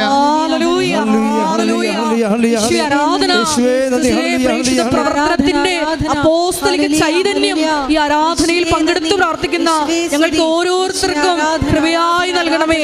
ഹല്ലേലൂയ ഹല്ലേലൂയ. യേശുവേ നന്ദി, യേശുവേ ആരാധന. ഹല്ലേലൂയ. മഹത്വം മഹത്വം. ആരാധന ആരാധന. ഹല്ലേലൂയ. യേശുവേ ആരാധന. ഹല്ലേലൂയ. ഉൽപ്പത്തി പുസ്തകം 43:29. ഉൽപ്പത്തി 43:29. ശ്രുതിക്കട്ടെ. ഹല്ലേലൂയ ഹല്ലേലൂയ ഹല്ലേലൂയ ഹല്ലേലൂയ. യേശുവേ നന്ദി, യേശുവേ സ്തുതി. ഹല്ലേലൂയ ഹല്ലേലൂയ. ഉൽപ്പത്തി 43:29. അവൻ തലയുയർത്തി നോക്കിയപ്പോൾ തന്റെ സഹോദരൻ ബെഞ്ചമിനെ കണ്ടു. തന്റെ അമ്മയുടെ മകൻ അവൻ പറഞ്ഞു, ഇവനാണോ നിങ്ങൾ പറഞ്ഞ ഇളയ സഹോദരൻ? മകനെ, ദൈവം നിന്നോട് കരുണ കാണിക്കട്ടെ. യാക്കോബിന്റെ ഇളയ മകനാ. അപ്പം ഏറ്റവും ഇളയ ബെഞ്ചമിൻ. ഇപ്പം ജോസഫിനെ അവർ ചട്ടന്മാരെല്ലാം കൊണ്ടുപോയി കിണറ്റിലിട്ട് കൊന്നു കളഞ്ഞില്ലേ? എന്നിട്ട് കർത്താവ് അവനെ എടുത്ത് ചാകാതെ രക്ഷപ്പെടുത്തി മിദ്യാൻകാരായ ഈ ബിസിനസ്സുകാർക്ക് കൊടുത്തിട്ട് ജോസഫിനെ ദൈവം ഈജിപ്തിൽ വളർത്തിയെടുത്തില്ലേ? ആ ജോസഫിനെ കാണാൻ ക്ഷാമകാലത്ത് സഹോദരന്മാർ ചെല്ലുമ്പോൾ ഒരാളെ കണ്ടില്ല ജോസഫ്. അയാളുടെ സഹോദരനെ കണ്ടില്ലേ? അപ്പോൾ ഇത്രയേ ഉള്ളൂ ചോദിച്ചാൽ പറഞ്ഞ്, ഇനി ഒരാളുണ്ട്, അവൻ്റെ പേര് ബെഞ്ചമിനാണ്. ഞങ്ങളുടെ അപ്പൻ പ്രായമായതുകൊണ്ട് ഞങ്ങളുടെ അനിയനെ നഷ്ടപ്പെട്ടത് കാരണം അവനെ അപ്പൻ സൂക്ഷിച്ചിരിക്കുകയാണ്. അവനും കൂടി നഷ്ടപ്പെട്ട അപ്പൻ മരിച്ചു പോകും എന്ന് പറഞ്ഞ് അവസാനം ബെഞ്ചമിനെ തരാതെ നിങ്ങൾക്ക് ഗോതമ്പ് തരത്തില്ലെന്ന് ജോസഫ് പറയും. ആ സഹോദരനാണേ, ഇളയാളെ കാണാനുള്ള ആഗ്രഹമാണ്. കണ്ടു കഴിയുമ്പോൾ ജോസഫിനെ കുറിച്ച് പറയണത് അവൻ കരയാനൊരിടം നോക്കിയെന്ന്. അവൻ അവിടെ പ്രധാനമന്ത്രിയല്ലേ, അവന് സഹിക്കാൻ പറ്റില്ല സഹോദരൻ കൊണ്ടേ. ഈ സഹോദര സ്നേഹമാണ് ശരിക്കും പറഞ്ഞാൽ നേരത്തെ പറഞ്ഞില്ലേ, നമ്മളോട് എന്ത് ചെയ്താലും നമ്മൾ തിരിച്ചങ്ങനെ നിങ്ങൾ ചെയ്യരുത്. പറഞ്ഞ മനസ്സിലായ? നിങ്ങൾ കഥ അറിയാതെ ആട്ടം കാണരുത്. ഈ സംഭവം ഇപ്പോൾ പറഞ്ഞ് എന്താ കർത്താവ് പറഞ്ഞെന്നറിയാവാ? ജോസഫിനെ എങ്ങനെ ദൈവം സ്നേഹിച്ചു, അതാണ് വിഷയം. നമ്മുടെ സബ്ജക്റ്റ് അതാണ്. ദൈവത്തിൻ്റെ സബ്ജക്റ്റ് എന്താണ്? ഞാൻ എന്താ നിങ്ങളോട് പറഞ്ഞ നേരത്തെ? ദൈവം എങ്ങനെയാണ് ആൾക്കാരെ സ്നേഹിക്കണത്. അത് നമ്മളെന്താ കണ്ടത്? നേരത്തെ വായിച്ചത് എന്താണ്? കർത്താവ് എങ്ങനെയാണ് ആൾക്കാരെ സ്നേഹിക്കണത്, അതിൻ്റെ കാരണങ്ങൾ എന്താണ്? അതായത് അത് നമ്മളുടെ അവകാശമല്ല, ദൈവത്തിൻ്റെ ഔദാര്യമാണ് എന്ന് നമ്മൾ നേരത്തെ കണ്ടു. ഏത് വചനത്തിലാണ് കണ്ടത്? യെശയ്യാ 30:18. അത് വായിച്ചോളൂ. അതിനാൽ നിന്നോട് ഔദാര്യം കാണിക്കാൻ കർത്താവ് കാത്തിരിക്കുന്നു. നിന്നോട് കാരുണ്യം പ്രദർശിപ്പിക്കാൻ അവിടുന്ന് തന്നെ തന്നെ ഉയർത്തുന്നു. എന്തെന്നാൽ കർത്താവ് നീതിയുടെ ദൈവമാണ്. അവിടുത്തേക്ക് വേണ്ടി കാത്തിരിക്കുന്നവർ ഭാഗ്യവാന്മാർ. ഇപ്പൊ കർത്താവ് നീതിയുടെ ദൈവമാണ്, അവിടത്തേക്ക് വേണ്ടി കാത്തിരിക്കുന്നവർ ഭാഗ്യവാന്മാരെ. പക്ഷെ നമുക്ക് ലഭിക്കണ എന്താണ്? ഔദാര്യമാണ്, നമ്മുടെ മെറിറ്റിലല്ല. ഉടമ്പടി എപ്പോഴും വർക്ക് ചെയ്യണത് എന്താണ്? നമ്മുടെ മെറിറ്റിലല്ല, പിന്നെ എന്താണ്? കർത്താവിൻ്റെ കൃപയിലാണ്.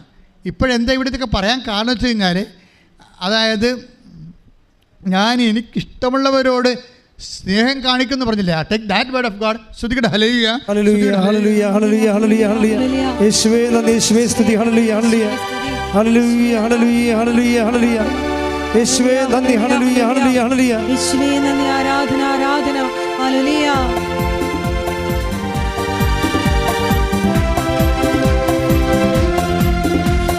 വിശ്വാസത്തിനാൽ നീതിമാൻ ജീവിക്കും, വിശ്വാസിയെ പതരാതെ, വിശ്വാസിയെ പതരാതെ.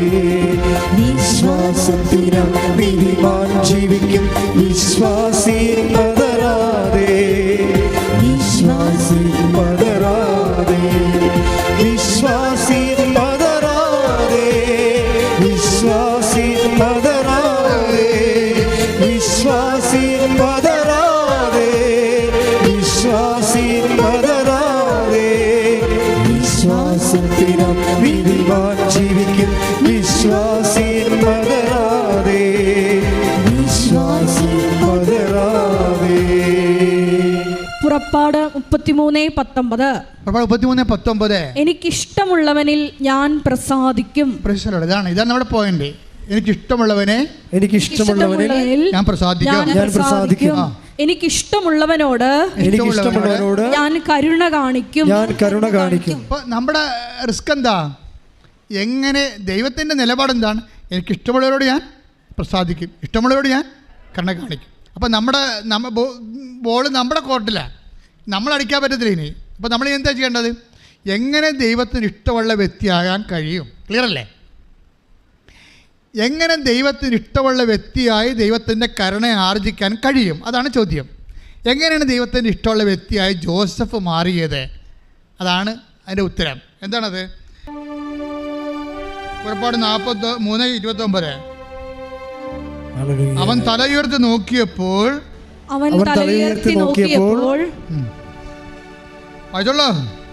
തന്റെ സഹോദരൻ ബെഞ്ചമിനെ കണ്ടു. തന്റെ അമ്മയുടെ മകൻ റാഹേലിന്റെ മകനാണ്. 2 മക്കളാണ്, ലെയായും റാഖേലും 2 ഭാര്യമാണ്. അപ്പോൾ സ്വന്തം അമ്മയുടെ മകൻ എന്ന് പറയുമ്പോൾ സ്വന്തം രക്തമാണ് അത് പറയണത്. അതാണ് തൻ്റെ ബൈബിൾ പറയുന്നത്, എൻ്റെ അമ്മയുടെ മകൻ. അവൻ പറഞ്ഞു, ഇവനാണോ നിങ്ങൾ പറഞ്ഞ ഇളയ സഹോദരൻ?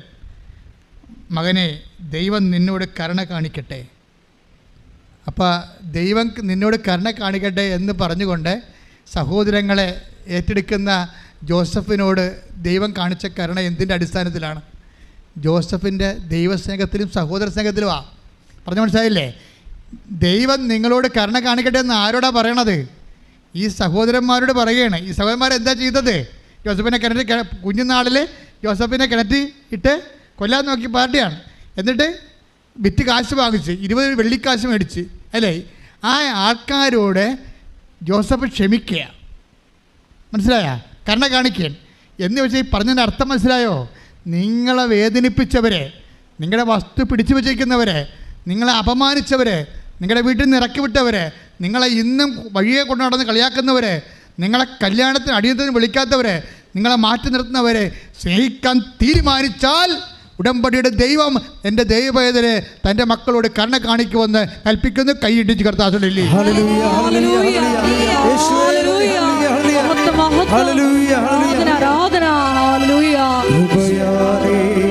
കൃപയാൽ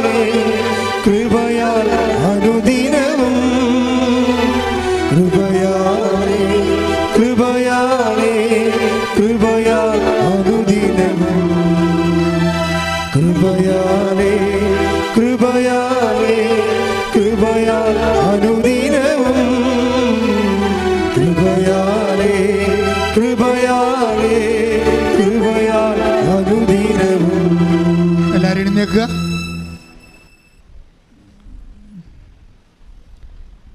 മക്കളെ, നമ്മളുടെ ഒരു ധ്യാനം കേട്ടുപോണവരാകരുത്. നിങ്ങൾ ഇടയ്ക്കിടയ്ക്ക് ഇതിൻ്റെ താക്കോലിട്ട് ഇതിൻ്റെ ഇടയ്ക്കിടയ്ക്ക് നോക്കണം ഹൗ ഇറ്റ് വർക്ക്സ് എന്ന്. ഞാൻ എപ്പോഴും നിങ്ങൾക്ക് തിയറിയാണ്, കുറച്ച് ഫോർമുല തരികയാണ്. നിങ്ങളത് കൊണ്ടുപോയി പരീക്ഷാശാലയിൽ സൊല്യൂഷൻ വേണ്ടി നമ്മുടെ കുഞ്ഞുങ്ങളൊക്കെ സെക്കൻഡ് ഗ്രൂപ്പുകാരൊക്കെ നോക്കത്തില്ലേ, അതുപോലെ ഇത് പ്രാക്ടീസ് ചെയ്ത് നോക്കണം. ഉടമ്പടിയുടെ രീതി എന്ന് വെച്ചാൽ ഒരു തിയറട്ടിക്കൽ ലെവലിൽ ഒരു വിശ്വാസം നിലവാരം കീപ്പ് ചെയ്യണമല്ല. വിശ്വാസം ആക്ടിവേറ്റ് ചെയ്യാൻ വേണ്ടി കുറേ ബിബ്ലിക്കൽ ഫോർമുലാസ് നൽകും. അത് പകുതി മുക്കാലും എൻ്റെ അനുഭവത്തിലുള്ളതാണ് ഞാൻ എടുക്കത്തുള്ളൂ. കാര്യം നിങ്ങൾക്കത് ബോധ്യം കിട്ടാനും അത് സത്യമാണെന്ന് അറിയാനും. അല്ലെങ്കിൽ ഞാൻ ബൈബിൾ അങ്ങനെ പറയാണ്ട് ഞാൻ നിങ്ങളോട് പറയണമല്ല. അത് എൻ്റെ ജീവിതത്തിൻ്റെ ഏതെങ്കിലും കാലഘട്ടങ്ങളിലൊക്കെ ഞാൻ എക്സിക്യൂട്ട് ചെയ്തിട്ടുണ്ട്. അതിൻ്റെ ആ തിയറിയുടെ കാര്യക്ഷമത പരിശോധിച്ചിട്ടുള്ളതാണ് നേരത്തെ. അപ്പോൾ ഇങ്ങനെ വരുമ്പോൾ നമ്മൾ ബൈബിൾ മെക്കാനിസമാണ് നമ്മൾ നടത്തുന്നത്. അപ്പം നിങ്ങൾക്ക് തരുമ്പോൾ നിങ്ങൾ ഉടമ്പടി പ്രകാരം അത് ആക്ടിവേറ്റ് ചെയ്തിട്ട് എക്സിക്യൂട്ട് ചെയ്ത് നോക്കണം. അപ്പോൾ നിങ്ങൾ ദൈവത്തിൻ്റെ അങ്ങനെ നിങ്ങൾ ദൈവത്തിൻ്റെ ഒരു സ്നേഹത്തിൻ്റെ പ്രചാരകരായി മാറിയാൽ ദൈവം നിങ്ങളെ ഒരു ഓൺ ചെയ്യും, സ്വന്തമായിട്ട് ഓൺ ചെയ്യും. അങ്ങനെ ഓൺ ചെയ്ത് കഴിഞ്ഞാൽ പിന്നെ എളുപ്പമാണ്. അപ്പോൾ നമ്മുടെ ചന്ദ്രയാനൊക്കെ ചന്ദ്രനിലേക്ക് ലാൻഡ് ചെയ്യാൻ പോവുകയല്ലേ അല്ലേ? നിങ്ങൾ പ്രാർത്ഥിക്കണം കേട്ടോ, ഈ പ്രാവശ്യം കുഴപ്പങ്ങളൊന്നും ഉണ്ടാകാതെ ചന്ദ്രയുടെ സൗത്ത് സോണിൽ പോയി സോഫ്റ്റ് ലാൻഡിങ് ചെയ്യാൻ നിങ്ങൾ കൈകളെത്തി ഒന്ന് പ്രാർത്ഥിച്ച് സ്തുതിക്കട്ടെ. ഹല്ലേലൂയ,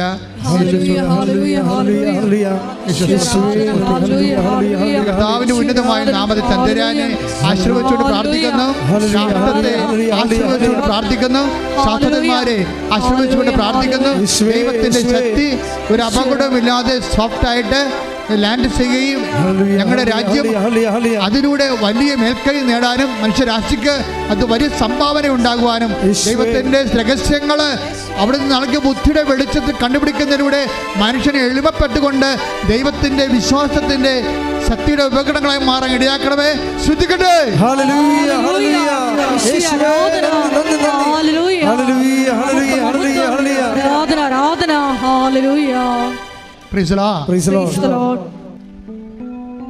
രോഗസൗഖ്യ പ്രാർത്ഥനയുടെ സമയമാണ്.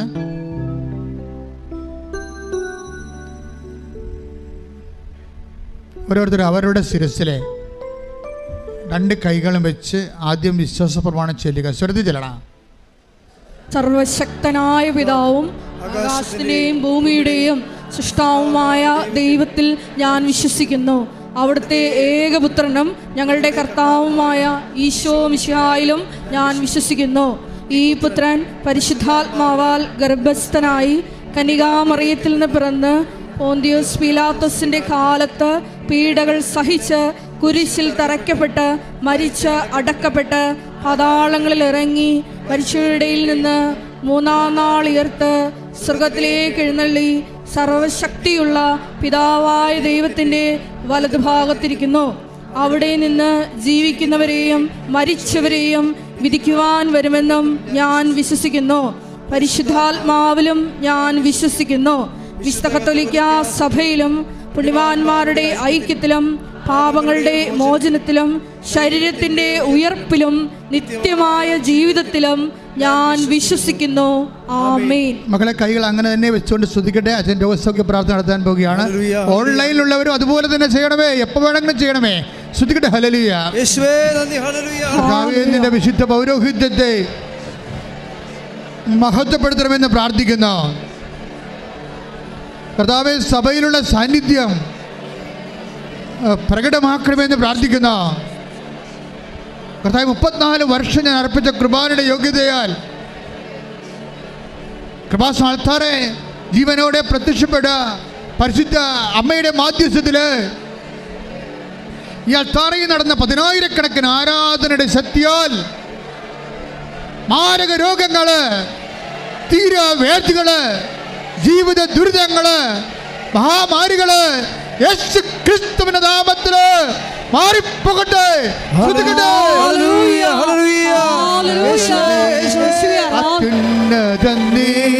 നിന്നെപ്പോലൊരു ദൈവമില്ല.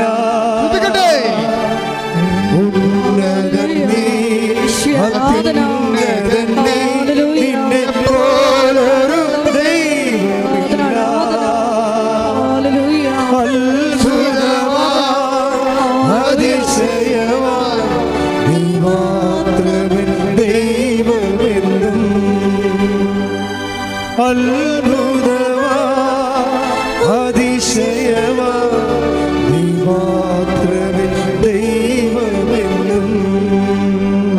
മുണ്ടെടുത്ത് കൈകൾ കൂപ്പി നിൽക്കുക. ഇപ്പോൾ നമ്മൾ പ്രാർത്ഥിക്കാൻ പോകുന്ന വിഷയങ്ങൾ, കർത്താവ് നമുക്ക് എത്രയോ വാക്കുകൾ, എത്രയോ ജീവിതത്തിൻ്റെ ആഹാരമാണ് നൽകിയത്. ആത്മീയാഹാരം. ഓരോ വിഷയത്തിനും കർത്താവ് നമുക്ക് മറുപടി നൽകി. കർത്താവിൻ്റെ വലിയ മഹത്വം കൂടാരത്തിൻ്റെ മേൽ മേഘങ്ങൾ പോലെ തങ്ങി നിൽക്കുന്ന ദൈവിക സ്വർഗീയ നിമിഷങ്ങളിൽ അമ്മ നമുക്ക് വേണ്ടി മധ്യസ്ഥം വഹിക്കുന്ന സമയമാണ്. ഇത് ആര് കേട്ടാലും എപ്പോൾ കേട്ടാലും ഇതേ അനുഭവമായിരിക്കാം.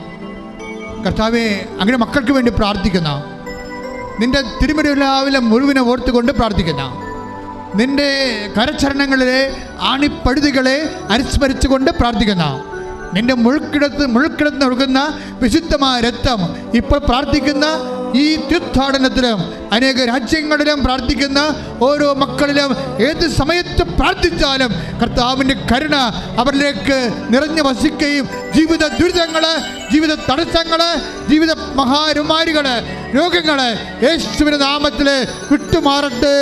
ശ്രദ്ധിക്കട്ടെ.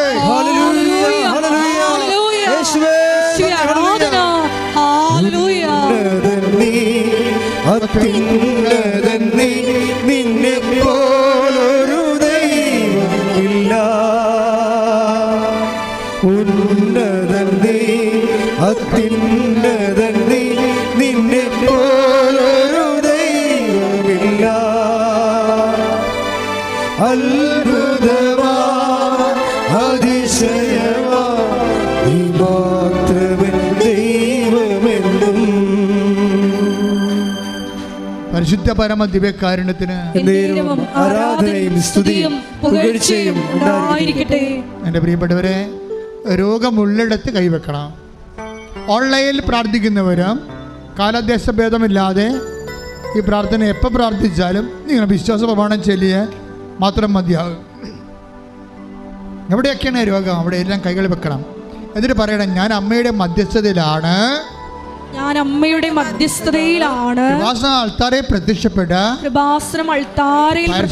അമ്മയുടെ മധ്യസ്ഥതയിലാണ്, പരിശുദ്ധ അമ്മയുടെ മധ്യസ്ഥതയിലാണ്, നാമത്തിലാണ്, യേശുവിന്റെ നാമത്തിലാണ് സകല വിശുദ്ധരെയും സാക്ഷി നിർത്തി, സകല വിശുദ്ധരെയും സാക്ഷി നിർത്തി എന്റെ രോഗമുള്ളിടത്ത് ഞാൻ കൈവെക്കുന്നത്, എന്റെ ബന്ധുക്കള് കൂടപ്പിറപ്പുമാര് അവരുടെ രോഗത്തിന് വേണ്ടി അവരുടെ രോഗസ്ഥാനം എന്റെ ശരീരത്തില് സങ്കല്പിച്ചുകൊണ്ട് എന്റെ കർത്താവിന്റെ നാമത്തില് ഞാൻ സ്തുതിക്കുന്നു.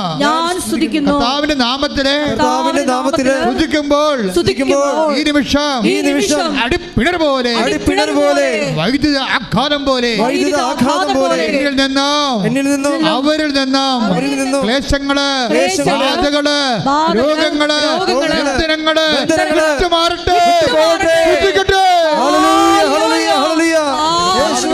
നാമത്തിൽ സഭയുടെ അധികാരത്തിൽ കുരിശിന്റെ അടയാളത്തിൽ ദൈവത്തിന്റെ ശക്തിയാൽ നിറക്കോ ശ്വാസം മുട്ടലും ഇത് സഹോദരങ്ങളുടെ കിഡ്നി രോഗങ്ങളും കരൾ രോഗങ്ങളും വിസർപ്പ രോഗങ്ങളും സോറിയാസിസ് രോഗങ്ങളും പൊണ്ടലോസ് രോഗങ്ങളും ക്യാൻസർ രോഗങ്ങളും ഉച്ച മുതൽ ഉള്ളംകാലം വരെ യേശുവിന്റെ നാമത്തില്, ഉച്ച മുതൽ ഉള്ളംകാലം വരെ യേശുവിന്റെ നാമത്തില് വിട്ടുമാറട്ടെ.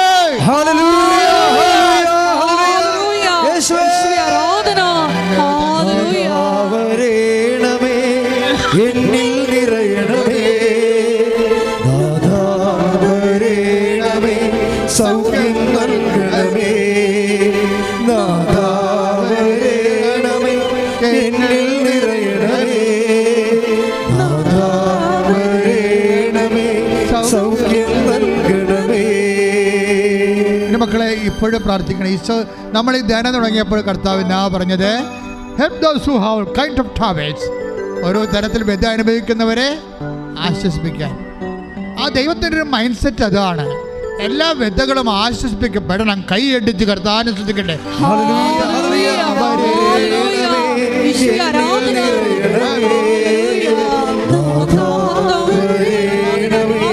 സൗഖ്യം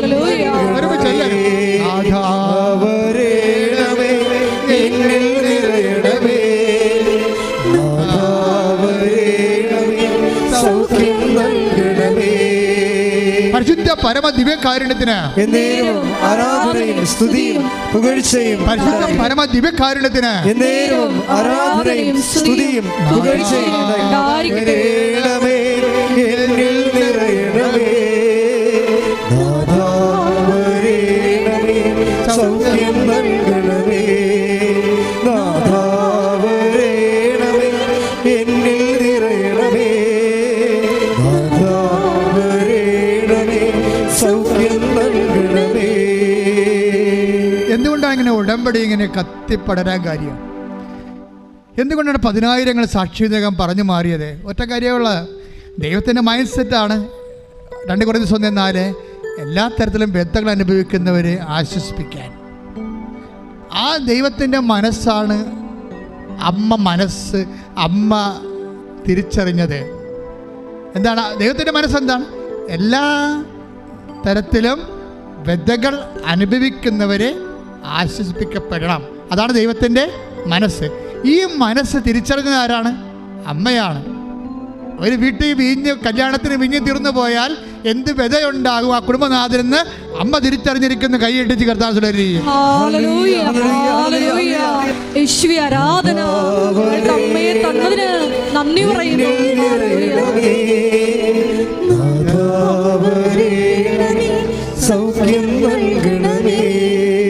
ഈ മനുഷ്യരാശിയുടെ 2 കൊരിന്ത്യർ 1:4 പറയുന്ന വ്യതകള് മനുഷ്യരാശിയുടെ മുഴുവൻ വ്യതകളെയാണ് ക്രിസ്തുവിനെ കൊണ്ട് അവർക്ക് വീഞ്ഞില്ല എന്ന് പറഞ്ഞുകൊണ്ട് അമ്മ ക്രിസ്തുവിനെ കൊണ്ട് അഭിസംബോധന ചെയ്യിക്കുമ്പോൾ ആ അഭിസംബോധനയുടെ ഈ ലോകത്ത് ഈ പുതിയ കാലത്തെ ചരിത്രമാണ് ഉടമ്പടിയിലൂടെ പരിശുദ്ധ അമ്മ അടയാളങ്ങൾ നൽകി നിർവഹിച്ചുകൊണ്ടിരിക്കുന്നത്.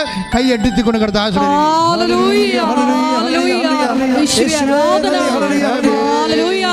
മരിയൻ ഉടമ്പടി തന്നതിന് ഞങ്ങൾ നന്ദി പറയുന്നു.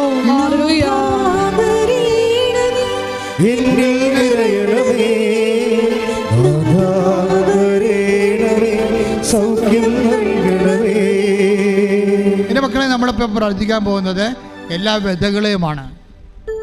വഴിയില്ലാത്തവരുണ്ട്, വീട് ഇല്ലാത്തവരുണ്ട്, വീടും വഴിയും സ്ഥലവും ഇല്ലാത്തവരുണ്ട്, വർഷങ്ങളായി വാടകയ്ക്ക് താമസിക്കുന്നവരുണ്ട്, മക്കൾ തുറന്നടപ്പുകാരുണ്ട്, മക്കളെ ലഹരിക്ക് അടിപ്പെട്ടവരുണ്ട്, മക്കൾ ജയിലിലായിപ്പോയവരുണ്ട്, മക്കൾ വിദേശത്തായിട്ട് യാതൊരു മറുപടി ഇല്ലാത്തവരുണ്ട്, മരുമക്കളെ വീട്ടിൽ നിന്ന് ഇറങ്ങിപ്പോയിട്ട് ഒരു പിടിയും ഇല്ലാത്തവരുണ്ട്, കേസ് കൊടുത്തവരുണ്ട്, ജപ്തി നടപടി നടക്കാൻ പോകുന്നവരുണ്ട്, ലേലത്തിൽ വെച്ചിരിക്കുന്നവരുണ്ട്. എല്ലാ വ്യതകളെയും അമ്മേ, പരിശുദ്ധ അമ്മേ, ദേവമാതാവേ, ഇപ്പോഴേ ദിവ്യകുമാരനോട് ഞങ്ങൾക്ക് വേണ്ടി അഭിസംബോധന ചെയ്യണമേ. കർത്താവിനോട് പറയണമേ, ഞങ്ങൾക്ക് വേണ്ടി കരുണ, ദൈവത്തിൻ്റെ കരുണ ഞങ്ങൾക്ക് വേണ്ടി വാങ്ങി നൽകണമേ. ശ്രദ്ധിക്കട്ടെ.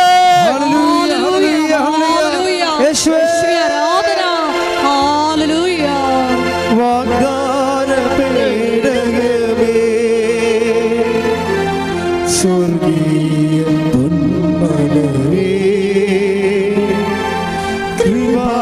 കൃപാസനത്തിൻ്റെ അമ്മേ, പ്രസാദപരമാതാവേ,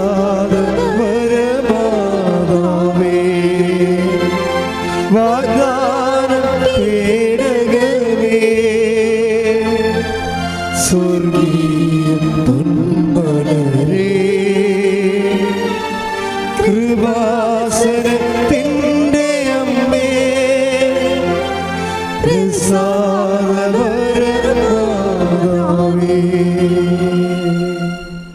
എല്ലാവരും മുട്ടി നിൽക്കുക.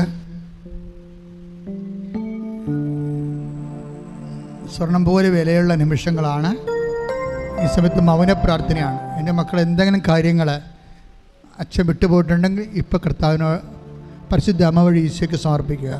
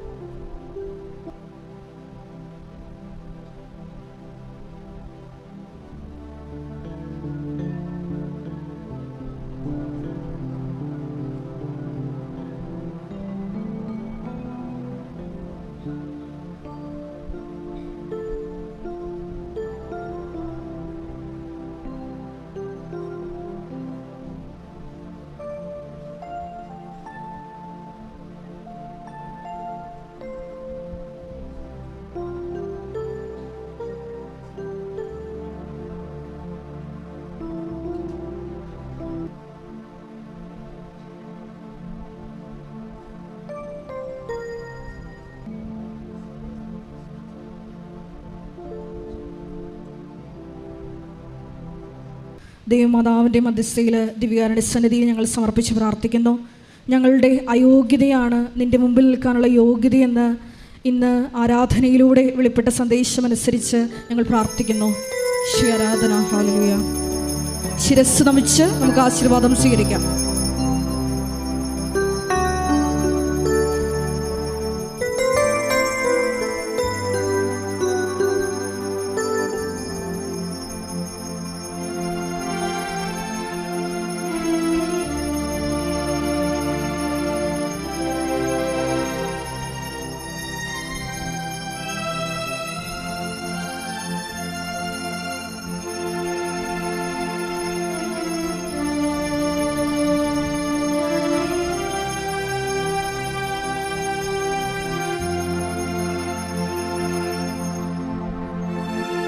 പരിശുദ്ധ പരമമാ ദിവ്യകാരുണ്യമേ,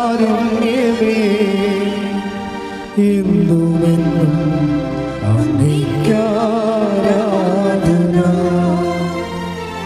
പരിശുദ്ധ പരമമാ ദിവ്യകാരുണ്യമേ, എന്നുമെന്നും അങ്ങേയ്ക്കാരാധന. പരിശുദ്ധ പരമമാ ദിവ്യകാരുണ്യമേ, എന്നുമെന്നും അങ്ങേയ്ക്കാരാധന.